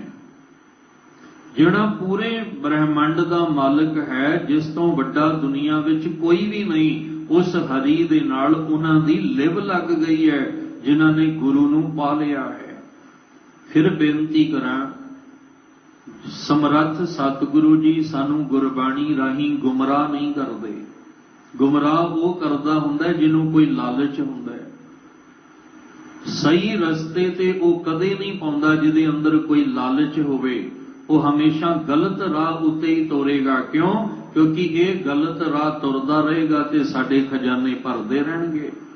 ਤੇ ਜੇ ਇਹਨੂੰ ਪਹਿਲਾਂ ਹੀ ਸਹੀ ਰਸਤਾ ਦੱਸ ਦਿੱਤਾ ਤੇ ਫਿਰ ਸਾਡਾ ਖਜ਼ਾਨਾ ਕਿਵੇਂ ਭਰਨਾ ਹੈ? ਪਰ ਜਿਸ ਸਤਿਗੁਰੂ ਕੋਲ ਆਪਾਂ ਆਏ ਆ, ਉਹ ਸਤਿਗੁਰੂ ਨੂੰ ਕੋਈ ਤਮਾ ਨਹੀਂ, ਕੋਈ ਲੋਭ ਨਹੀਂ, ਕੋਈ ਲਾਲਚ ਨਹੀਂ। ਸਤਿਗੁਰੂ ਸਾਨੂੰ ਗੁੰਮਰਾਹ ਨਹੀਂ ਕਰਦੇ। ਭੁੱਲਿਆਂ ਭਟਕਿਆਂ ਨੂੰ ਸਿੱਧੇ ਮਾਰਗ ਤੇ ਪਾ ਕੇ ਉਹ ਰਾਹ ਦੱਸਦੇ ਆ ਜਿਹਦੇ ਨਾਲ ਸਾਡੀ ਲਿਵ ਨਿਰੰਕਾਰ ਨਾਲ ਜੁੜ ਜਾਏ। ਕਿਉਂਕਿ ਸਾਡਾ ਕਾਮ ਤੇ ਕ੍ਰੋਧ ਨਾਲ ਭਾਂਡਾ ਕਿਉਂ ਭਰ ਗਿਆ? ਸਾਡੇ ਇਸ ਸਰੀਰ ਰੂਪੀ ਕਾਇਆ ਦੇ ਵਿੱਚ, ਇਸ ਭਾਂਡੇ ਵਿੱਚ ਕਾਮ ਕ੍ਰੋਧ ਲੋਭ ਝੂਠ ਨਿੰਦਾ ਵਿਕਾਰ ਇਹ ਰਸ ਕਿਵੇਂ ਭਰ ਗਿਆ? ਕਿਉਂ? ਕਿਉਂਕਿ ਸਭ ਕਹਿੰਦੇ ਲਿਵ ਛੁੜਕੀ ਲੱਗੀ ਤ੍ਰਿਸ਼ਨਾ ਮਾਇਆ ਅਮਰ ਵਰਤਾਇਆ। ਤੇਰੀ ਲਿਵ ਛੁੜਕ ਗਈ ਸੀ। ਪਰਮੇਸ਼ਵਰ ਦੇ ਨਾਮ ਨਾਲੋਂ ਤੇਰੀ ਸੁਰਤ ਜਿਹੜੀ ਆ ਉਹ ਟੁੱਟ ਗਈ। ਇਸ ਮਾਇਆ ਨੇ ਪ੍ਰਭਾਵ ਇੰਨਾ ਤੇਰੇ ਤੇ ਪਾ ਦਿੱਤਾ ਕਿ ਤੇਰੀ ਲਿਵ ਲੱਗਦੀ ਨਹੀਂ ਹੈ। ਬੜੀ ਵਾਰ ਜ਼ਿਕਰ ਕੀਤਾ ਕਿ ਅੱਜ ਵੀ ਬਹੁਤ ਐਸੇ ਨੇ ਜਿਹੜੇ ਕਹਿੰਦੇ ਆ ਸਾਡੀ ਲਿਵ ਲੱਗਦੀ ਨਹੀਂ, ਸਾਡੀ ਸੁਰਤ ਜੁੜਦੀ ਨਹੀਂ। ਅਸੀਂ ਪਾਠ ਬੜਾ ਕਰਦੇ ਹਾਂ ਪਰ ਪਰੇਸ਼ਾਨੀ ਇਸ ਗੱਲ ਦੀ ਹੈ ਕਿ ਪਾਠ ਤੇ ਹੋ ਜਾਂਦਾ ਹੈ ਪਰ ਧਿਆਨ ਨਹੀਂ ਲੱਗਦਾ। ਅਰਦਾਸ ਵਿੱਚ ਖਲੋ ਤਾਂ ਜਾਂਦੇ ਆ ਪਰ ਅਰਦਾਸ ਵਿੱਚ ਧਿਆਨ ਮਾਲਕ ਦੇ ਚਰਨਾਂ ਵਿੱਚ ਟਿਕਦਾ ਹੀ ਕੋਈ ਨਹੀਂ। ਇਸ ਲਈ ਸਾਹਿਬ ਜੀ ਕਹਿ ਰਹੇ ਨੇ, ਕਹਿੰਦੇ ਜਿਨ੍ਹਾਂ ਨੇ ਗੁਰ ਨੂੰ ਪਾ ਲਿਆ, ਗੁਰੂ ਕੋਲੋਂ ਗਿਆਨ ਲੈ ਲਿਆ, ਉਹਨਾਂ ਦੇ ਮਨ ਦੇ ਵਿੱਚ ਹਰੀ ਦੇ ਨਾਮ ਦੀ ਲਿਵ ਲੱਗ ਜਾਂਦੀ ਹੈ। ਉਹਨਾਂ ਦੀ ਸੁਰਤ ਨਿਰੰਕਾਰ ਦੇ ਨਾਲ ਜੁੜ ਜਾਂਦੀ ਹੈ। ਕਿਹਦੇ ਨਾਲ? ਜਿਹੜਾ ਸਭ ਤੋਂ ਵੱਡਾ ਹੈ, ਜਿਸ ਤੋਂ ਵੱਡਾ ਇਸ ਪੂਰੇ ਬ੍ਰਹਿਮੰਡ ਦੇ ਵਿੱਚ ਹੋਰ ਦੂਜਾ ਕੋਈ ਵੀ ਨਹੀਂ ਹੈ। ਪਰ ਇਹ ਕਿਹਨਾਂ ਨੇ ਆਪਣੀ ਲਿਵ ਨੂੰ ਉਸ ਨਿਰੰਕਾਰ ਦੇ ਨਾਲ ਜੋੜਿਆ? ਸਭ ਕਹਿੰਦੇ ਗੁਰ ਪਾਇਆ ਜਿਨ੍ਹਾਂ ਨੇ ਗੁਰੂ ਨੂੰ ਪਾ ਲਿਆ।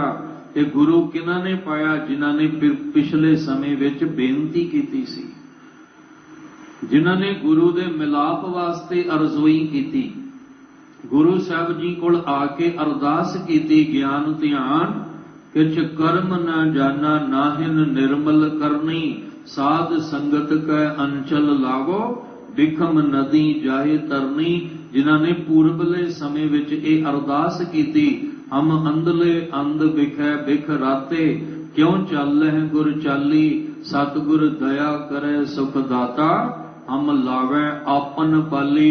ਸਭ ਕਹਿੰਦੇ ਉਹਨਾਂ ਉੱਤੇ ਕਿਰਪਾ ਹੋਈ, ਪੂਰਬ ਲਿਖਤ ਲਿਖੇ ਗੁਰ ਪਾਇਆ। ਉਹਨਾਂ ਨੇ ਫਿਰ ਗੁਰੂ ਨੂੰ ਪਾ ਲਿਆ। ਤੇ ਜਦੋਂ ਗੁਰੂ ਨੂੰ ਪਾਇਆ, ਮਨ ਹਰ ਲਿਵ ਮੰਡਲ ਮੰਡਾ ਹੈ। ਉਹ ਸਭ ਤੋਂ ਵੱਡਾ ਜਿਹੜਾ ਅਕਾਲ ਪੁਰਖ ਵਾਹਿਗੁਰੂ ਜੀ ਹੈ, ਹਰੀ ਪਰਮੇਸ਼ਵਰ, ਮਨ ਵਿੱਚ ਫਿਰ ਉਹਨਾਂ ਦੀ ਲਿਵ ਲੱਗ ਜਾਂਦੀ ਹੈ। ਸਾਕਤ ਹਰ ਰਸ ਸਾਧਨਾ ਜਾਣਿਆ, ਤਿਨ ਅੰਤਰ ਹਉਮੈ ਕੰਡਾ ਹੈ। ਸਭ ਜੀ ਕਹਿੰਦੇ ਉਹਨਾਂ ਨੇ ਨਾ ਗੁਰ ਪਾਇਆ ਤੇ ਨਾ ਉਹਨਾਂ ਦੀ ਮਨ ਵਿੱਚ ਲਿਵ ਜਿਹੜੀ ਆ ਨਿਰੰਕਾਰ ਦੇ ਨਾਲ ਲੱਗੀ। ਕਿਹਨਾਂ ਦੀ? ਕਹਿੰਦੇ ਜਿਹੜੇ ਸਾਕਤ ਨੇ, ਜਿਨ੍ਹਾਂ ਉਤੇ ਤ੍ਰੈ ਗੁਣੀ ਮਾਇਆ ਦਾ ਪ੍ਰਭਾਵ ਹੈ, ਜਿਹੜੇ ਅੰਦਰੋਂ ਕਾਮ ਕ੍ਰੋਧ ਦੇ ਨਾਲ ਨਾਲ ਅੰਦਰ ਹੰਕਾਰ ਦੇ ਨਾਲ ਭਰੇ ਪਏ ਨੇ, ਉਹ ਕਦੇ ਵੀ ਆ ਗੁਰੂ ਦੀ ਬਾਣੀ ਦਾ ਸਵਾਦ ਨਹੀਂ ਲੈ ਸਕਦੇ। ਉਹ ਗੁਰਬਾਣੀ ਦਾ ਰਸ ਕਦੇ ਨਹੀਂ ਚੱਖ ਸਕਦੇ ਜਿਹੜੇ ਸਾਕਤ ਨੇ। ਕਿਉਂ? ਕਿਉਂਕਿ ਸਭ ਕਹਿੰਦੇ ਉਹਨਾਂ ਅੰਦਰ ਹਉਮੈ ਦਾ ਇੱਕ ਬੜਾ ਵੱਡਾ ਕੰਡਾ ਹੁੰਦਾ ਹੈ। ਉਹ ਕੰਡਾ ਉਹਨਾਂ ਨੂੰ ਕਦੇ ਟਿਕਣ ਹੀ ਨਹੀਂ ਦਿੰਦਾ। ਉਹ ਕਦੇ ਨਾਮ ਦਾ ਰਸ ਲੈ ਹੀ ਨਹੀਂ ਸਕਦੇ। ਉਹਨਾਂ ਦੀ ਹਾਲਤ ਪਤਾ ਕਿੱਦਾਂ ਦੀ ਹੁੰਦੀ ਹੈ? ਜਿਵੇਂ ਇੱਕ ਬਾਂਸ ਦੀ ਹੁੰਦੀ ਹੈ। ਬਾਂਸ ਵੀ ਆਕੜਿਆ ਰਹਿੰਦਾ ਹੈ ਤੇ ਹਉਮੈ ਨਾਲ ਭਰਿਆ ਹੋਇਆ ਬੰਦਾ ਵੀ ਆਕੜਿਆ ਰਹਿੰਦਾ ਹੈ। ਬਾਂਸ ਜਿੰਨਾ ਮਰਜੀ ਚੰਦਨ ਦੀ ਸੰਗਤ ਕਰ ਲਵੇ, ਪਰ ਕਦੇ ਵੀ ਉਹ ਚੰਦਨ ਕੋਲੋਂ ਖੁਸ਼ਬੂ ਨਹੀਂ ਲੈ ਸਕਦਾ। ਚੰਦਨ ਦੀ ਸੰਗਤ ਕਰਕੇ ਕਦੇ ਵੀ ਚੰਦਨ ਵਰਗਾ ਨਹੀਂ ਬਾਂਸ ਬਣ ਸਕਦਾ। ਕਿਉਂ? ਕਿਉਂਕਿ ਇੱਕ ਤੇ ਆਕੜਿਆ ਹੋਇਆ, ਦੂਜਾ ਅੰਦਰੋਂ ਖਾਲੀ ਹੈ। ਝੁਕਣ ਦੀ ਉਹਨੂੰ ਜਾਚ ਨਹੀਂ। ਇਸ ਲਈ ਮਹਾਰਾਜ ਨੇ ਰਹਾਉ ਵਾਲੀ ਪੰਕਤੀ ਵਿੱਚ ਕਿਹਾ ਸੀ, ਜੇ ਰਸ ਲੈਣਾ ਹੈ ਤੇ ਫਿਰ ਤੁਹਾਨੂੰ ਕੀ ਕਰਨਾ ਪਏਗਾ? ਕਰ ਸਾਧੂ ਅੰਜਲੀ ਪੁੰਨ ਵੱਡਾ ਹੈ, ਕਰ ਡੰਡੌਤ ਪੁੰਨ ਵੱਡਾ ਹੈ। ਜਿਹਨੂੰ ਝੁਕਣ ਦੀ ਜਾਚ ਆਏਗੀ ਉਹ ਰਸ ਲੈ ਸਕੇਗਾ, ਪਰ ਸਾਕਤ ਨੂੰ ਝੁਕਣਾ ਹੀ ਕੋਈ ਨਹੀਂ ਆਉਂਦਾ। ਸਾਕਤ ਦੇ ਅੰਦਰ ਜਿਹੜਾ ਉਹ ਨਿਮਰਤਾ ਵਾਲਾ ਗੁਣ ਹੁੰਦਾ ਹੀ ਕੋਈ ਨਹੀਂ ਹੈ। ਸਾਕਤ ਤਾਂ ਹਉਮੈ ਦੇ ਕੰਡੇ ਦੇ ਨਾਲ ਅੰਦਰੋਂ ਭਰਿਆ ਹੁੰਦਾ ਹੈ, ਜਿਹੜਾ ਉਹਨੂੰ ਪਲ ਪਲ ਸਮੇਂ ਸਮੇਂ ਨਾਲ ਦੁੱਖ ਦਿੰਦਾ ਰਹਿੰਦਾ ਹੈ। ਅੰਮ੍ਰਿਤ ਬਾਣੀ ਦੇ ਵਿੱਚ ਜਦੋਂ ਆਪਾਂ ਕਬੀਰ ਸਾਹਿਬ ਜੀ ਦੇ ਸ਼ਲੋਕ ਪੜ੍ਹੀਏ ਤੇ ਕਬੀਰ ਸਾਹਿਬ ਜੀ ਸਾਕਤ ਦੀ ਹਾਲਤ ਦੱਸਦੇ ਆ। ਕਹਿੰਦੇ ਕਬੀਰ ਸਾਕਤ ਐਸਾ ਹੈ ਜੈਸੀ ਲਸਣ ਕੀ ਖਾਨ। ਲਸਣ ਜਿਹੜਾ ਆਪਾਂ ਘਰਾਂ ਦੇ ਵਿੱਚ ਵਰਤਦੇ ਹਾਂ, ਖਾਨ ਦਾ ਅਰਥ ਹੈ ਕਿ ਉਹ ਸਟੋਰ ਜਿਹਦੇ ਵਿੱਚ ਲਸਣ ਨੂੰ ਸਟੋਰ ਕੀਤਾ ਗਿਆ ਹੈ, ਉਹ ਥਾਂ ਜਿੱਥੇ ਲਸਣ ਜਿਹੜਾ ਉਹ ਇਕੱਠਾ ਕਰਕੇ ਰੱਖਿਆ ਗਿਆ ਹੈ। ਕਹਿੰਦੇ ਲਸਣ ਜਿਹੜਾ ਉਹਦੇ ਵਿੱਚੋਂ ਇੱਕ ਸਮੈਲ ਜਿਹੜੀ ਆ ਉਹ ਆਉਂਦੀ ਰਹਿੰਦੀ ਹੈ। ਜੇ ਕਿਸੇ ਨੇ ਖਾਧਾ ਵੀ ਹੋਵੇ ਤਾਂ ਵੀ ਉਹਦੇ ਮੂੰਹ ਚੋਂ ਲਸਣ ਦੀ ਸਮੈਲ ਜਿਹੜੀ ਆ ਆਉਂਦੀ ਰਹਿੰਦੀ ਹੈ। ਤੇ ਬੰਦਾ ਜਦੋਂ ਮੂੰਹ ਖੋਲਦਾ ਤੇ ਸਾਹਮਣੇ ਵਾਲਾ ਕਹਿ ਦਿੰਦਾ ਵੀ ਇਹਨੇ ਲਸਣ ਖਾਧਾ ਹੋਇਆ ਹੈ। ਉਹ ਕਹਿੰਦੇ ਸਾਕਤ ਐਸਾ ਹੈ ਜੈਸੇ ਲਸਣ, ਜੈਸੀ ਲਸਣ ਕੀ ਖਾਨ। ਕੋਨੇ ਬੈਠੇ ਖਾਈਐ ਪ੍ਰਗਟ ਹੋਏ ਨਿਦਾਨ। ਨਿਦਾਨ ਦਾ ਅਰਥ ਹੈ ਕਹਿਣ ਲੱਗੇ ਵੀ ਉਹ ਜਿੱਥੇ ਮਰਜੀ ਕੋਨੇ ਦੇ ਵਿੱਚ ਬੈਠ ਕੇ ਉਹਨੂੰ ਖਾਂਦਾ ਹੋਵੇ, ਉਹ ਅਖੀਰ ਵਿੱਚ ਪ੍ਰਗਟ ਹੋ ਹੀ ਜਾਂਦਾ ਹੈ ਕਿ ਆ ਫਲਾਣੀ ਥਾਂ ਤੇ ਬੈਠ ਕੇ ਇਹਨੇ ਲਸਣ ਖਾਧਾ ਹੈ। ਇਸੇ ਤਰ੍ਹਾਂ ਸੁਖਮਨੀ ਸਾਹਿਬ ਦੀ ਬਾਣੀ ਵਿੱਚ ਗੁਰੂ ਅਰਜਨ ਦੇਵ ਮਹਾਰਾਜ ਜੀ ਨੇ ਜਿੱਥੇ ਜ਼ਿਕਰ ਕੀਤਾ ਕਿ ਬਿਰਥੀ ਸਾਕਤ ਕੀ ਆਰਜਾ, ਉਹਦੇ ਵਿੱਚ ਮਹਾਰਾਜ ਨੇ ਇੱਕ ਜ਼ਿਕਰ ਕੀਤਾ ਮੁਖ ਆਵਤ ਤਾਂ ਕੈ ਦੁਰਗੰਧ। ਜਿਹਨੂੰ ਕਬੀਰ ਜੀ ਨੇ ਲਸਣ ਕੀ ਖਾਨ ਕਹਿ ਕੇ ਜ਼ਿਕਰ ਕੀਤਾ, ਉਹਨੂੰ ਗੁਰੂ ਅਰਜਨ ਦੇਵ ਮਹਾਰਾਜ ਕਹਿੰਦੇ ਮੁਖ ਆਵਤ ਤਾਂ ਕੈ ਦੁਰਗੰਧ। ਕਹਿੰਦੇ ਜਿਹੜਾ ਅੰਦਰੋਂ ਕਾਮ ਕ੍ਰੋਧ ਲੋਭ ਮੋਹ ਅਹੰਕਾਰ ਦੇ ਨਾਲ ਭਰਿਆ ਹੋਵੇ, ਉਹ ਜਦੋਂ ਵੀ ਬੋਲ ਬੋਲਦਾ ਨਾ, ਉਹਦੇ ਬੋਲਾਂ ਦੇ ਵਿੱਚੋਂ ਕਾਮ, ਉਹਦੇ ਬੋਲਾਂ ਵਿੱਚੋਂ ਕ੍ਰੋਧ, ਉਹਦੇ ਬੋਲਾਂ ਵਿੱਚੋਂ ਹੰਕਾਰ ਪ੍ਰਗਟ ਹੋ ਹੀ ਜਾਂਦਾ ਹੈ। ਬੰਦੇ ਦਾ ਚਿਹਰਾ ਨਹੀਂ ਦੱਸਦਾ ਵੀ ਇਹਦੇ ਅੰਦਰ ਕਾਮ ਹੈ ਜਾਂ ਨਹੀਂ। ਬੰਦੇ ਦੇ ਚਿਹਰੇ ਨੇ ਨਹੀਂ ਦੱਸਣਾ ਕਿ ਇਹਦੇ ਅੰਦਰ ਕ੍ਰੋਧ ਹੈ, ਹੰਕਾਰ ਹੈ, ਵਿਕਾਰ ਹੈ ਕਿ ਨਹੀਂ। ਜਦੋਂ ਉਹ ਦੋ ਬੋਲ ਬੋਲੇਗਾ ਨਾ, ਉਹਦੇ ਦੋ ਬੋਲੇ ਹੋਏ ਬੋਲ ਵਿੱਚੋਂ ਦੁਰਗੰਧ ਦੱਸ ਦੇਗੀ ਕਿ ਇਹਦੇ ਅੰਦਰ ਕਾਮ ਕਿੰਨਾ ਕੁ ਭਰਿਆ ਹੈ, ਇਹਦੇ ਅੰਦਰ ਕ੍ਰੋਧ ਕਿੰਨਾ ਕੁ ਭਰਿਆ ਹੈ, ਇਹਦੇ ਅੰਦਰ ਹੰਕਾਰ ਕਿੰਨਾ ਕੁ ਭਰਿਆ। ਜੇ ਆਪਾਂ ਬਾਹਰੀ ਤੌਰ ਤੇ ਵੇਖਾਂਗੇ ਤੇ ਵੇਖਣ ਵਾਲਾ ਭੁਲੇਖਾ ਖਾ ਕੇ ਕਹੇਗਾ ਇਹਦੇ ਤੋਂ ਵੱਡਾ ਧਰਮੀ ਕੋਈ ਨਹੀਂ ਹੈ, ਇਹ ਤੇ ਬੜਾ ਵੱਡਾ ਧਰਮੀ ਹੈ। ਪਰ ਜਦੋਂ ਹੀ ਮੁਖ ਤੋਂ ਦੋ ਬੋਲ ਐਸੇ ਬੋਲੇਗਾ, ਉਹਦੇ ਮੁਖ ਤੋਂ ਨਿਕਲੇ ਬੋਲਾਂ ਦੀ ਦੁਰਗੰਧ ਨੇ ਦੱਸ ਦੇਣਾ ਕਿ ਇਹ ਹੰਕਾਰ ਕ੍ਰੋਧ ਕਾਮ ਲੋਭ ਮੋਹ ਹੰਕਾਰ ਨਾਲ ਭਰਿਆ ਹੈ। ਕਬੀਰ ਸਾਹਿਬ ਜੀ ਨੇ ਫਿਰ ਜ਼ਿਕਰ ਕੀਤਾ, ਕਹਿਣ ਲੱਗੇ ਕਬੀਰ ਵੈਸਨੋ ਕੀ ਕੂਕਰ ਭਲੀ। ਕੂਕਰ ਦੇ ਰਾਰੇ ਨੂੰ ਸਿਹਾਰੀ ਕੂਕਰੀ ਭਾਵ ਜਿਵੇਂ ਆਪਾਂ ਕੁੱਤਾ ਔਰ ਕੁੱਤੀ ਸ਼ਬਦ ਇਹ ਵਰਤਦੇ ਹਾਂ। ਕਹਿੰਦੇ ਵੈਸਨੋ ਦਾ ਅਰਥ ਹੈ ਰੱਬ ਦਾ ਪਿਆਰਾ ਜਿਹੜਾ ਭਗਤੀ ਕਰਨ ਵਾਲਾ ਹੈ। ਉਹਦੇ ਦਰਵਾਜ਼ੇ ਤੇ ਬੈਠੀ ਹੋਈ ਇੱਕ ਕੂਕਰੀ ਜਿਹੜੀ ਆ ਉਹ ਭਲੀ ਹੈ। ਸਾਕਤ ਕੀ ਬੁਰੀ ਮਾਏ, ਤੇ ਜਿਹੜਾ ਸਾਕਤ ਹੈ ਨਾ ਉਹਦੀ ਮਾਂ ਬੁਰੀ ਹੈ। ਮਾਂ ਦਾ ਅਰਥ ਇੱਥੇ ਆ ਮਤ। ਜਿਹੜਾ ਸਾਕਤ, ਸਾਕਤ ਕੌਣ ਹੈ? ਲਿਵ ਛੁੜਕੀ ਲੱਗੀ ਤ੍ਰਿਸ਼ਨਾ। ਸਾਕਤ ਕੌਣ ਹੈ? ਜਿਹਦੇ ਅੰਦਰ ਕਾਮ ਕ੍ਰੋਧ ਲੋਭ ਮੋਹ ਅਹੰਕਾਰ ਭਰਿਆ ਪਿਆ ਹੈ। ਉਹ ਕਦੇ ਪਰਮੇਸ਼ਵਰ ਦੇ ਨਾਮ ਦਾ ਰਸ ਨਹੀਂ ਲੈ ਸਕਦਾ। ਜਿਹਨੂੰ ਮਹਾਰਾਜ ਕਹਿੰਦੇ ਸਾਕਤ ਹਰ ਰਸ ਸਾਧ ਨਾ ਜਾਣਿਆ। ਉਸ ਸਾਕਤ ਦੀ ਗੱਲ ਕਰਦਿਆਂ ਹੋਇਆਂ ਕਹਿ ਰਹੇ ਨੇ, ਕਹਿਣ ਲੱਗੇ ਜਿਹੜਾ ਵੈਸ਼ਨੋ ਭਾਵ ਜਿਹੜਾ ਪਰਮੇਸ਼ਵਰ ਨਾਲ ਜੁੜਿਆ ਬੰਦਗੀ ਕਰਨ ਵਾਲਾ ਹੈ, ਉਹਦੇ ਦਰਵਾਜ਼ੇ ਤੇ ਬੈਠੀ ਹੋਈ ਇੱਕ ਕੂਕਰੀ ਜਿਹੜੀ ਆ ਉਹ 100 ਗੁਣਾ ਚੰਗੀ ਹੈ। ਪਰ ਸਾਕਤ ਕੀ ਬੁਰੀ ਮਾਏ, ਜਿਹੜੀ ਸਾਕਤ ਦੀ ਮਾਂ ਹੈ ਉਹ 100 ਗੁਣਾ ਮਾੜੀ ਹੈ। ਕਿਉਂ? ਕਿਉਂਕਿ ਉਹ ਪਰਮੇਸ਼ਵਰ ਦੇ ਨਾਮ ਦੀ ਬੰਦਗੀ ਨਹੀਂ ਕਰਦਾ। ਤੇ ਜਿਹੜੀ ਵੈਸ਼ਨੋ ਭਾਵ ਰੱਬ ਦੇ ਪਿਆਰੇ ਦੇ ਦਰਵਾਜ਼ੇ ਤੇ ਬੈਠੀ ਹੋਈ ਕੂਕਰੀ ਹੈ, ਉਹ ਹਰ ਵੇਲੇ ਪਰਮਾਤਮਾ ਦਾ ਨਾਮ ਸੁਣੀ ਜਾਂਦੀ ਹੈ। ਤੁਸੀਂ ਸਮਾਜ ਦੇ ਵਿੱਚ ਰਹਿੰਦੇ ਹੋ, बहुत ऐसियां प्यार वालियां रूहां ने जिन्हां दे घर दे विच हर वेले बंदगी चलदी रहिंदी है, जिन्हां दे घर विच हर वेले पाठ चलदा रहिंदा है। और कई ऐसे वेखे ने, कोई उहदे विच शक नहीं कि ऐसे कूकर भी वेखे ने कि जदों घर विच बैठ के जी वाहिगुरू दा जाप करदे आ ना, ते कईयां नूं ऐसी अकल आ जांदी है कि वह कूकर भी अपने मुख तो वाहिगुरू कहंदा है। कई घरां विच देखण नूं मिलिया, एक घर दे विच अमृतसर साहिब दे विच परिवार ते वो बच्ची ने एक तोता पाल लिया। वो तोता पालिया ते वो कोल बैठ के ना ओहदा सुभाव है कि जदों नितनेम पाठ करदी है बोल के करदी है, ते वो जाप साहिब दा जदों पाठ करदी है ते वो तोता नाल नाल जाप साहिब भी बोलदा है। वो जाप साहिब दे पावन बोल जिहड़े ने वो नाल नाल बोलदा है। ते तुहानूं पता है बहुत ऐसे प्राणी ने जिहड़े कहंदे सानूं जाप साहिब पढ़ना औखा लगदा है कि असी जपजी साहिब का पाठ असी सवैये चौपाई आनंद साहिब तां कर लैंदे आ, पर असी जाप साहिब का पाठ नहीं करते। क्यों? साडे तो हुंदा नहीं। पर जदों उस तोते दे रसना तो जाप साहिब दे बोल सुने ते हैरानी हो गई कि कमाल दी गल है। क्यों वो तोते दे मुख तो जाप साहिब दे बोल क्यों निकले?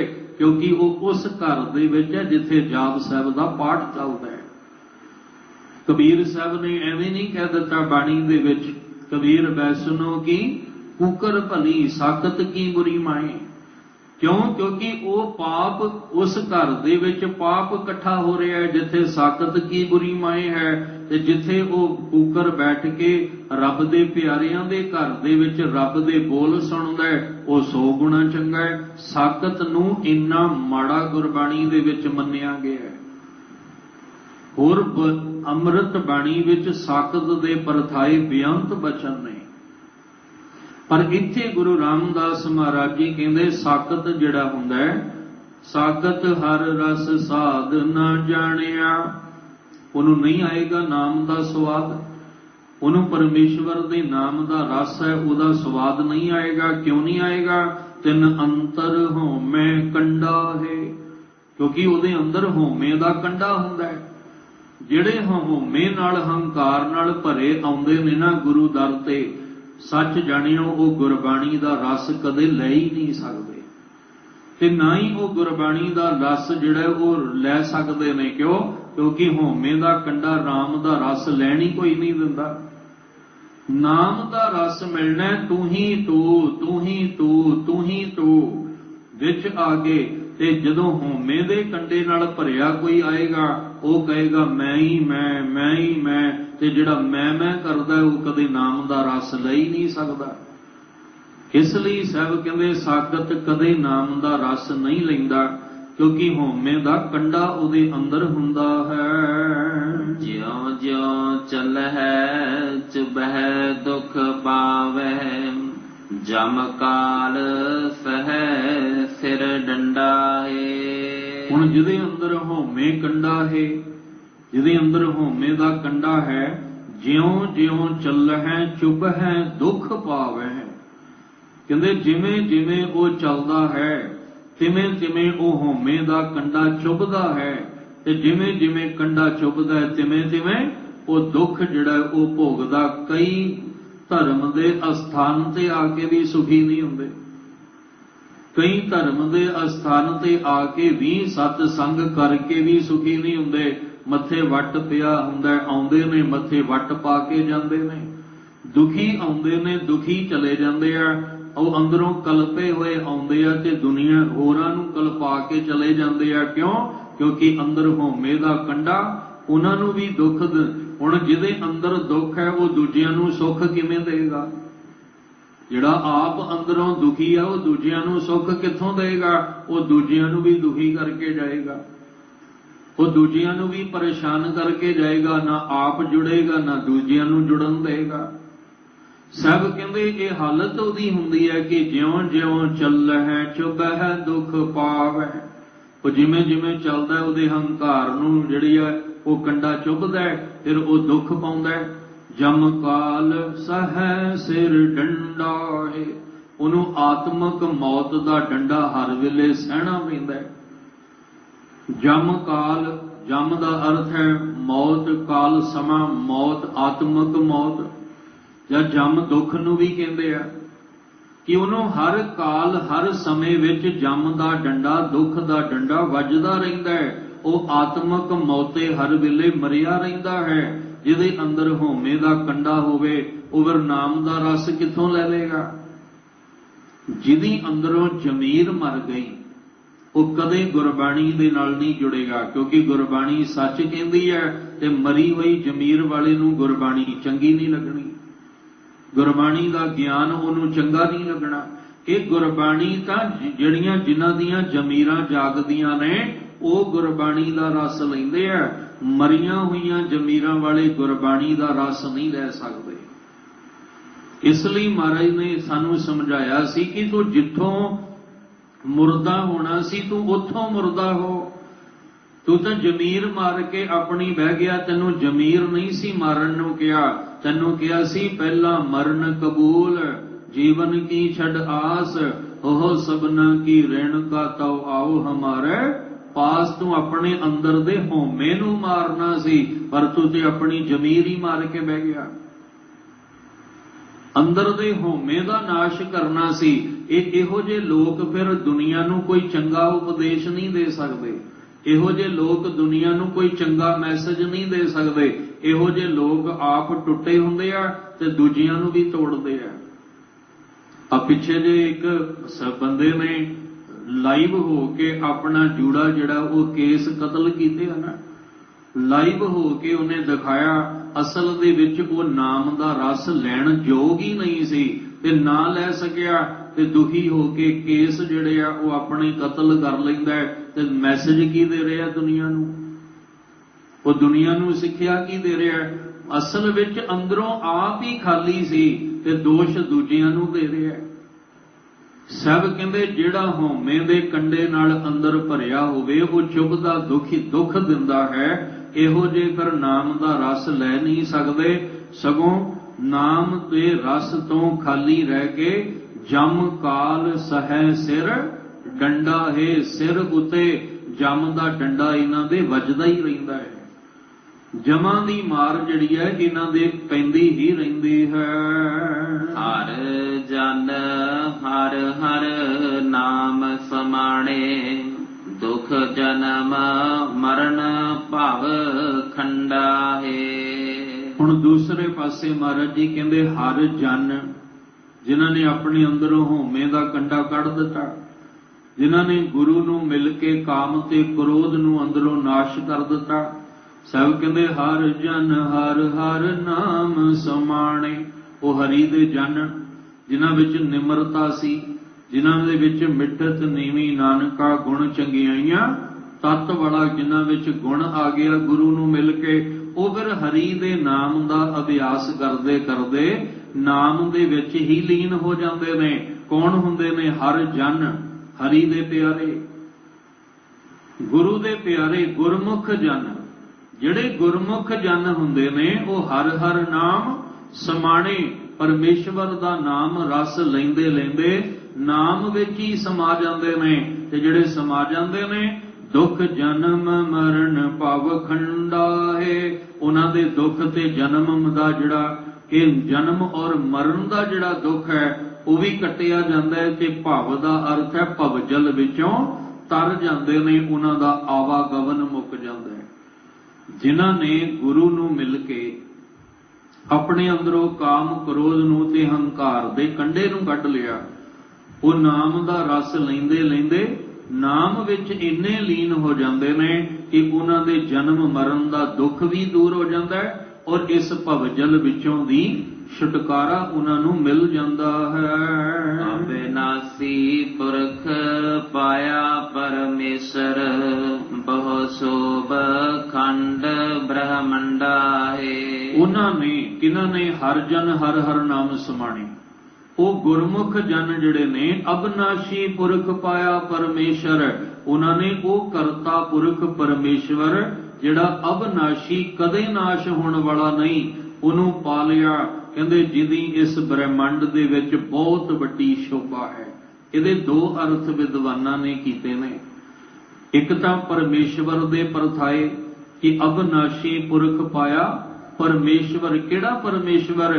ਕਹਿੰਦੇ ਬਹੁ ਸ਼ੋਭ ਖੰਡ ਬ੍ਰਹਿਮੰਡਾ ਹੈ, ਜਿਹਦੀ ਇੱਕ ਖੰਡ ਨਹੀਂ, ਭਾਵ ਇਹ ਦੁਨੀਆ ਦੇ ਇੱਕ ਕੋਨੇ ਵਿੱਚ ਨਹੀਂ, ਪੂਰੇ ਬ੍ਰਹਿਮੰਡ ਦੇ ਵਿੱਚ ਜਿਹਦੀ ਸ਼ੋਭਾ ਹੋ ਰਹੀ ਹੈ, ਪੂਰੇ ਬ੍ਰਹਿਮੰਡ ਦੇ ਵਿੱਚ ਜਿਹਦੀ ਉਸਤਤ ਹੋ ਰਹੀ ਹੈ, ਉਸ ਅਬਨਾਸ਼ੀ ਪੁਰਖ ਨੂੰ ਪਾਲਿਆ। ਤੇ ਦੂਜਾ ਅਰਥ ਵਿਦਵਾਨਾਂ ਨੇ ਕੀਤਾ ਕਿ ਜਿਨ੍ਹਾਂ ਨੇ ਪਰਮੇਸ਼ਵਰ ਦਾ ਨਾਮ ਰਸ ਲੈ ਕੇ ਉਹਦੇ ਵਿੱਚ ਲੀਨ ਹੋ ਕੇ ਅਬਨਾਸੀ ਪੁਰਖ ਨੂੰ ਪਾਇਆ, ਕਹਿੰਦੇ ਉਹਨਾਂ ਦੀ ਵੀ ਸ਼ੋਭਾ ਪੂਰੇ ਬ੍ਰਹਿਮੰਡ ਵਿੱਚ ਹੁੰਦੀ ਹੈ। ਪੂਰੇ ਬ੍ਰਹਿਮੰਡ ਵਿੱਚ ਉਹ ਵਡਿਆਈ ਦੇ ਪਾਤਰ ਹੁੰਦੇ ਆ। ਹਰ ਮਨ ਤਨ ਵਸਿਆ ਸੋਈ ਜੈ ਜੈਕਾਰ ਕਰੇ ਸਭ ਕੋਈ, ਉਹਨਾਂ ਦੀ ਜੈ ਜੈਕਾਰ ਪੂਰੀ ਦੁਨੀਆ ਵਿੱਚ ਹੁੰਦੀ ਹੈ।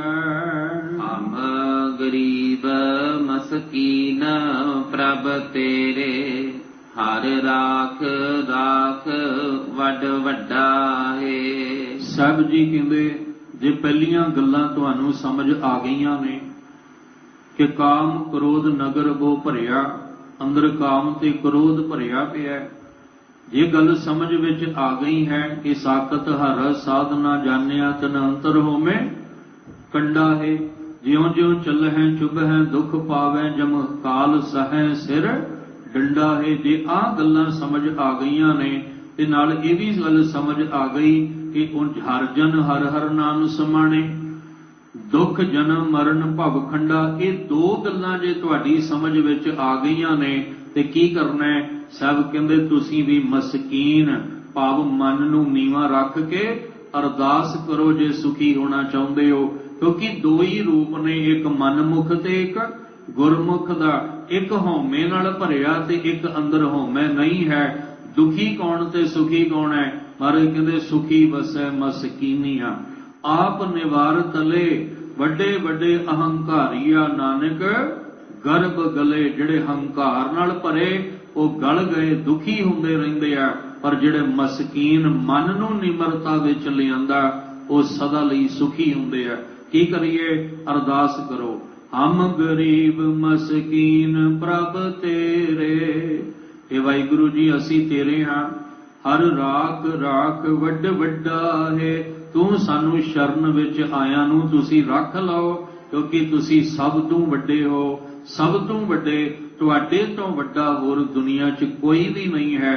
ਇਸ ਲਈ ਸਾਡੇ ਵਰਗੇ ਗਰੀਬੜੇ ਨੂੰ ਨਿਮਾਣੇ ਨੂੰ ਆਪਣੀ ਸ਼ਰਨ ਦੇ ਵਿੱਚ ਰੱਖ ਲਓ ਜੀ। ਜਨ ਨਾਨਕ ਨਾਮ ਆਧਾਰ ਟੇਕ ਹੈ, ਹਰ ਨਾਮੇ ਹੀ ਸੁਖ ਮੰਡਾ ਹੈ। ਹੁਣ ਇਹ ਕਿਉਂ ਅਸੀਂ ਕਹਿਣਾ ਹਮ ਗਰੀਬ ਮਸਕੀਨ ਪ੍ਰਭ ਤੇਰੇ?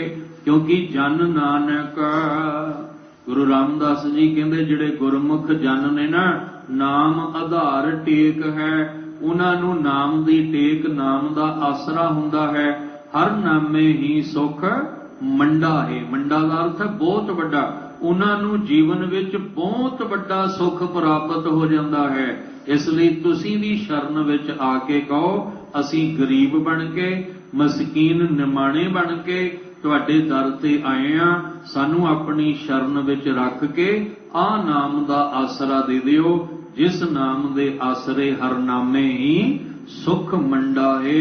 ਉਹ ਬਹੁਤ ਵੱਡਾ ਸੁਖ ਜਿਹੜਾ ਮਾਇਆਵੀ ਪਦਾਰਥਾਂ ਚੋਂ ਨਹੀਂ ਮਿਲ ਸਕਦਾ, ਉਹ ਤੁਹਾਡੇ ਨਾਮ ਵਿੱਚੋਂ ਮਿਲਣਾ ਹੈ। ਸਾਨੂੰ ਨਾਮ ਦੀ ਟੇਕ, ਨਾਮ ਦਾ ਆਸਰਾ ਦਿਓ, ਤਾਂ ਕਿ ਆ ਨਾਮ ਦੇ ਆਸਰੇ ਅਸੀਂ ਜੀਵਨ ਵਿੱਚ ਪਰਮ ਸੁਖ ਦੀ ਪ੍ਰਾਪਤੀ ਕਰ ਸਕੀਏ। ਆਪਣਾ ਨਾਮ ਦੇਹੋ, ਆਪਣਾ ਨਾਮ ਦੇਹੋ,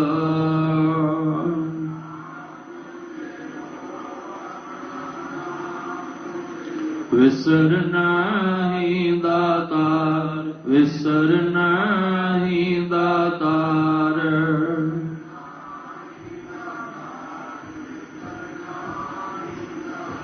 ਆਪਣਾ ਨਾਮ ਦੇਹ, ਆਪਣਾ ਨਾਮ ਦੇਹ,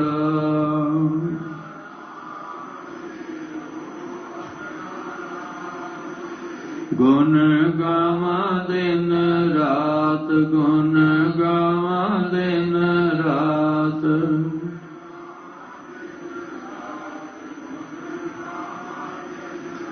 ਨਾਨਕ ਚਾਹੋ ਇਹੋ, ਨਾਨਕ ਚਾਹੋ ਇਹੋ।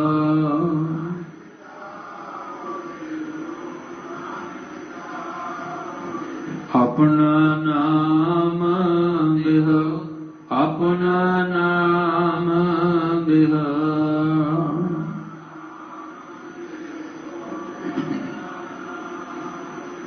ਇਹ ਅਰਦਾਸ ਕਰੀਏ ਕਿ ਵਾਹਿਗੁਰੂ ਜੀ ਤੁਹਾਡੇ ਦਰ ਤੇ ਗਰੀਬ ਮਸਕੀਨ ਵਾਲੀ ਅਵਸਥਾ ਬਣਾ ਕੇ ਆਏ ਆ, ਸਾਨੂੰ ਨਾਮ ਦਾ ਆਸਰਾ ਦਿਓ ਤਾਂ ਕਿ ਨਾਮ ਦੇ ਆਸਰੇ ਅਸੀਂ ਲੋਕ ਸੁਖੀਏ, ਪਰ ਲੋਕ ਸੁਹੇਲੇ ਨਾਨਕ ਹਰਿ ਪ੍ਰਭ ਆਪੇ ਮਿਲੇ ਜੀਵਨ ਬਣਾ ਸਕੀਏ। ਅੱਜ ਦੀ ਵਿਚਾਰ ਕਰਦੇ ਹਾਂ, ਬੇਅੰਤ ਗਲਤੀਆਂ ਭੁੱਲਾਂ ਹੋਈਆਂ ਸਤਿਗੁਰੂ ਬਖਸ਼ ਦੇਣ, ਅੱਗੇ ਤੋਂ ਮਿਹਰ ਦਾ ਹੱਥ ਰੱਖਣ, ਸਭਨਾਂ ਨੂੰ ਚੜ੍ਹਦੀ ਕਲਾ ਵਾਲਾ ਜੀਵਨ ਬਖਸ਼ਣ, ਬਾਣੀ ਬਾਣੀ ਦੇ ਧਾਰਨੀ ਬਣਾਉਣ।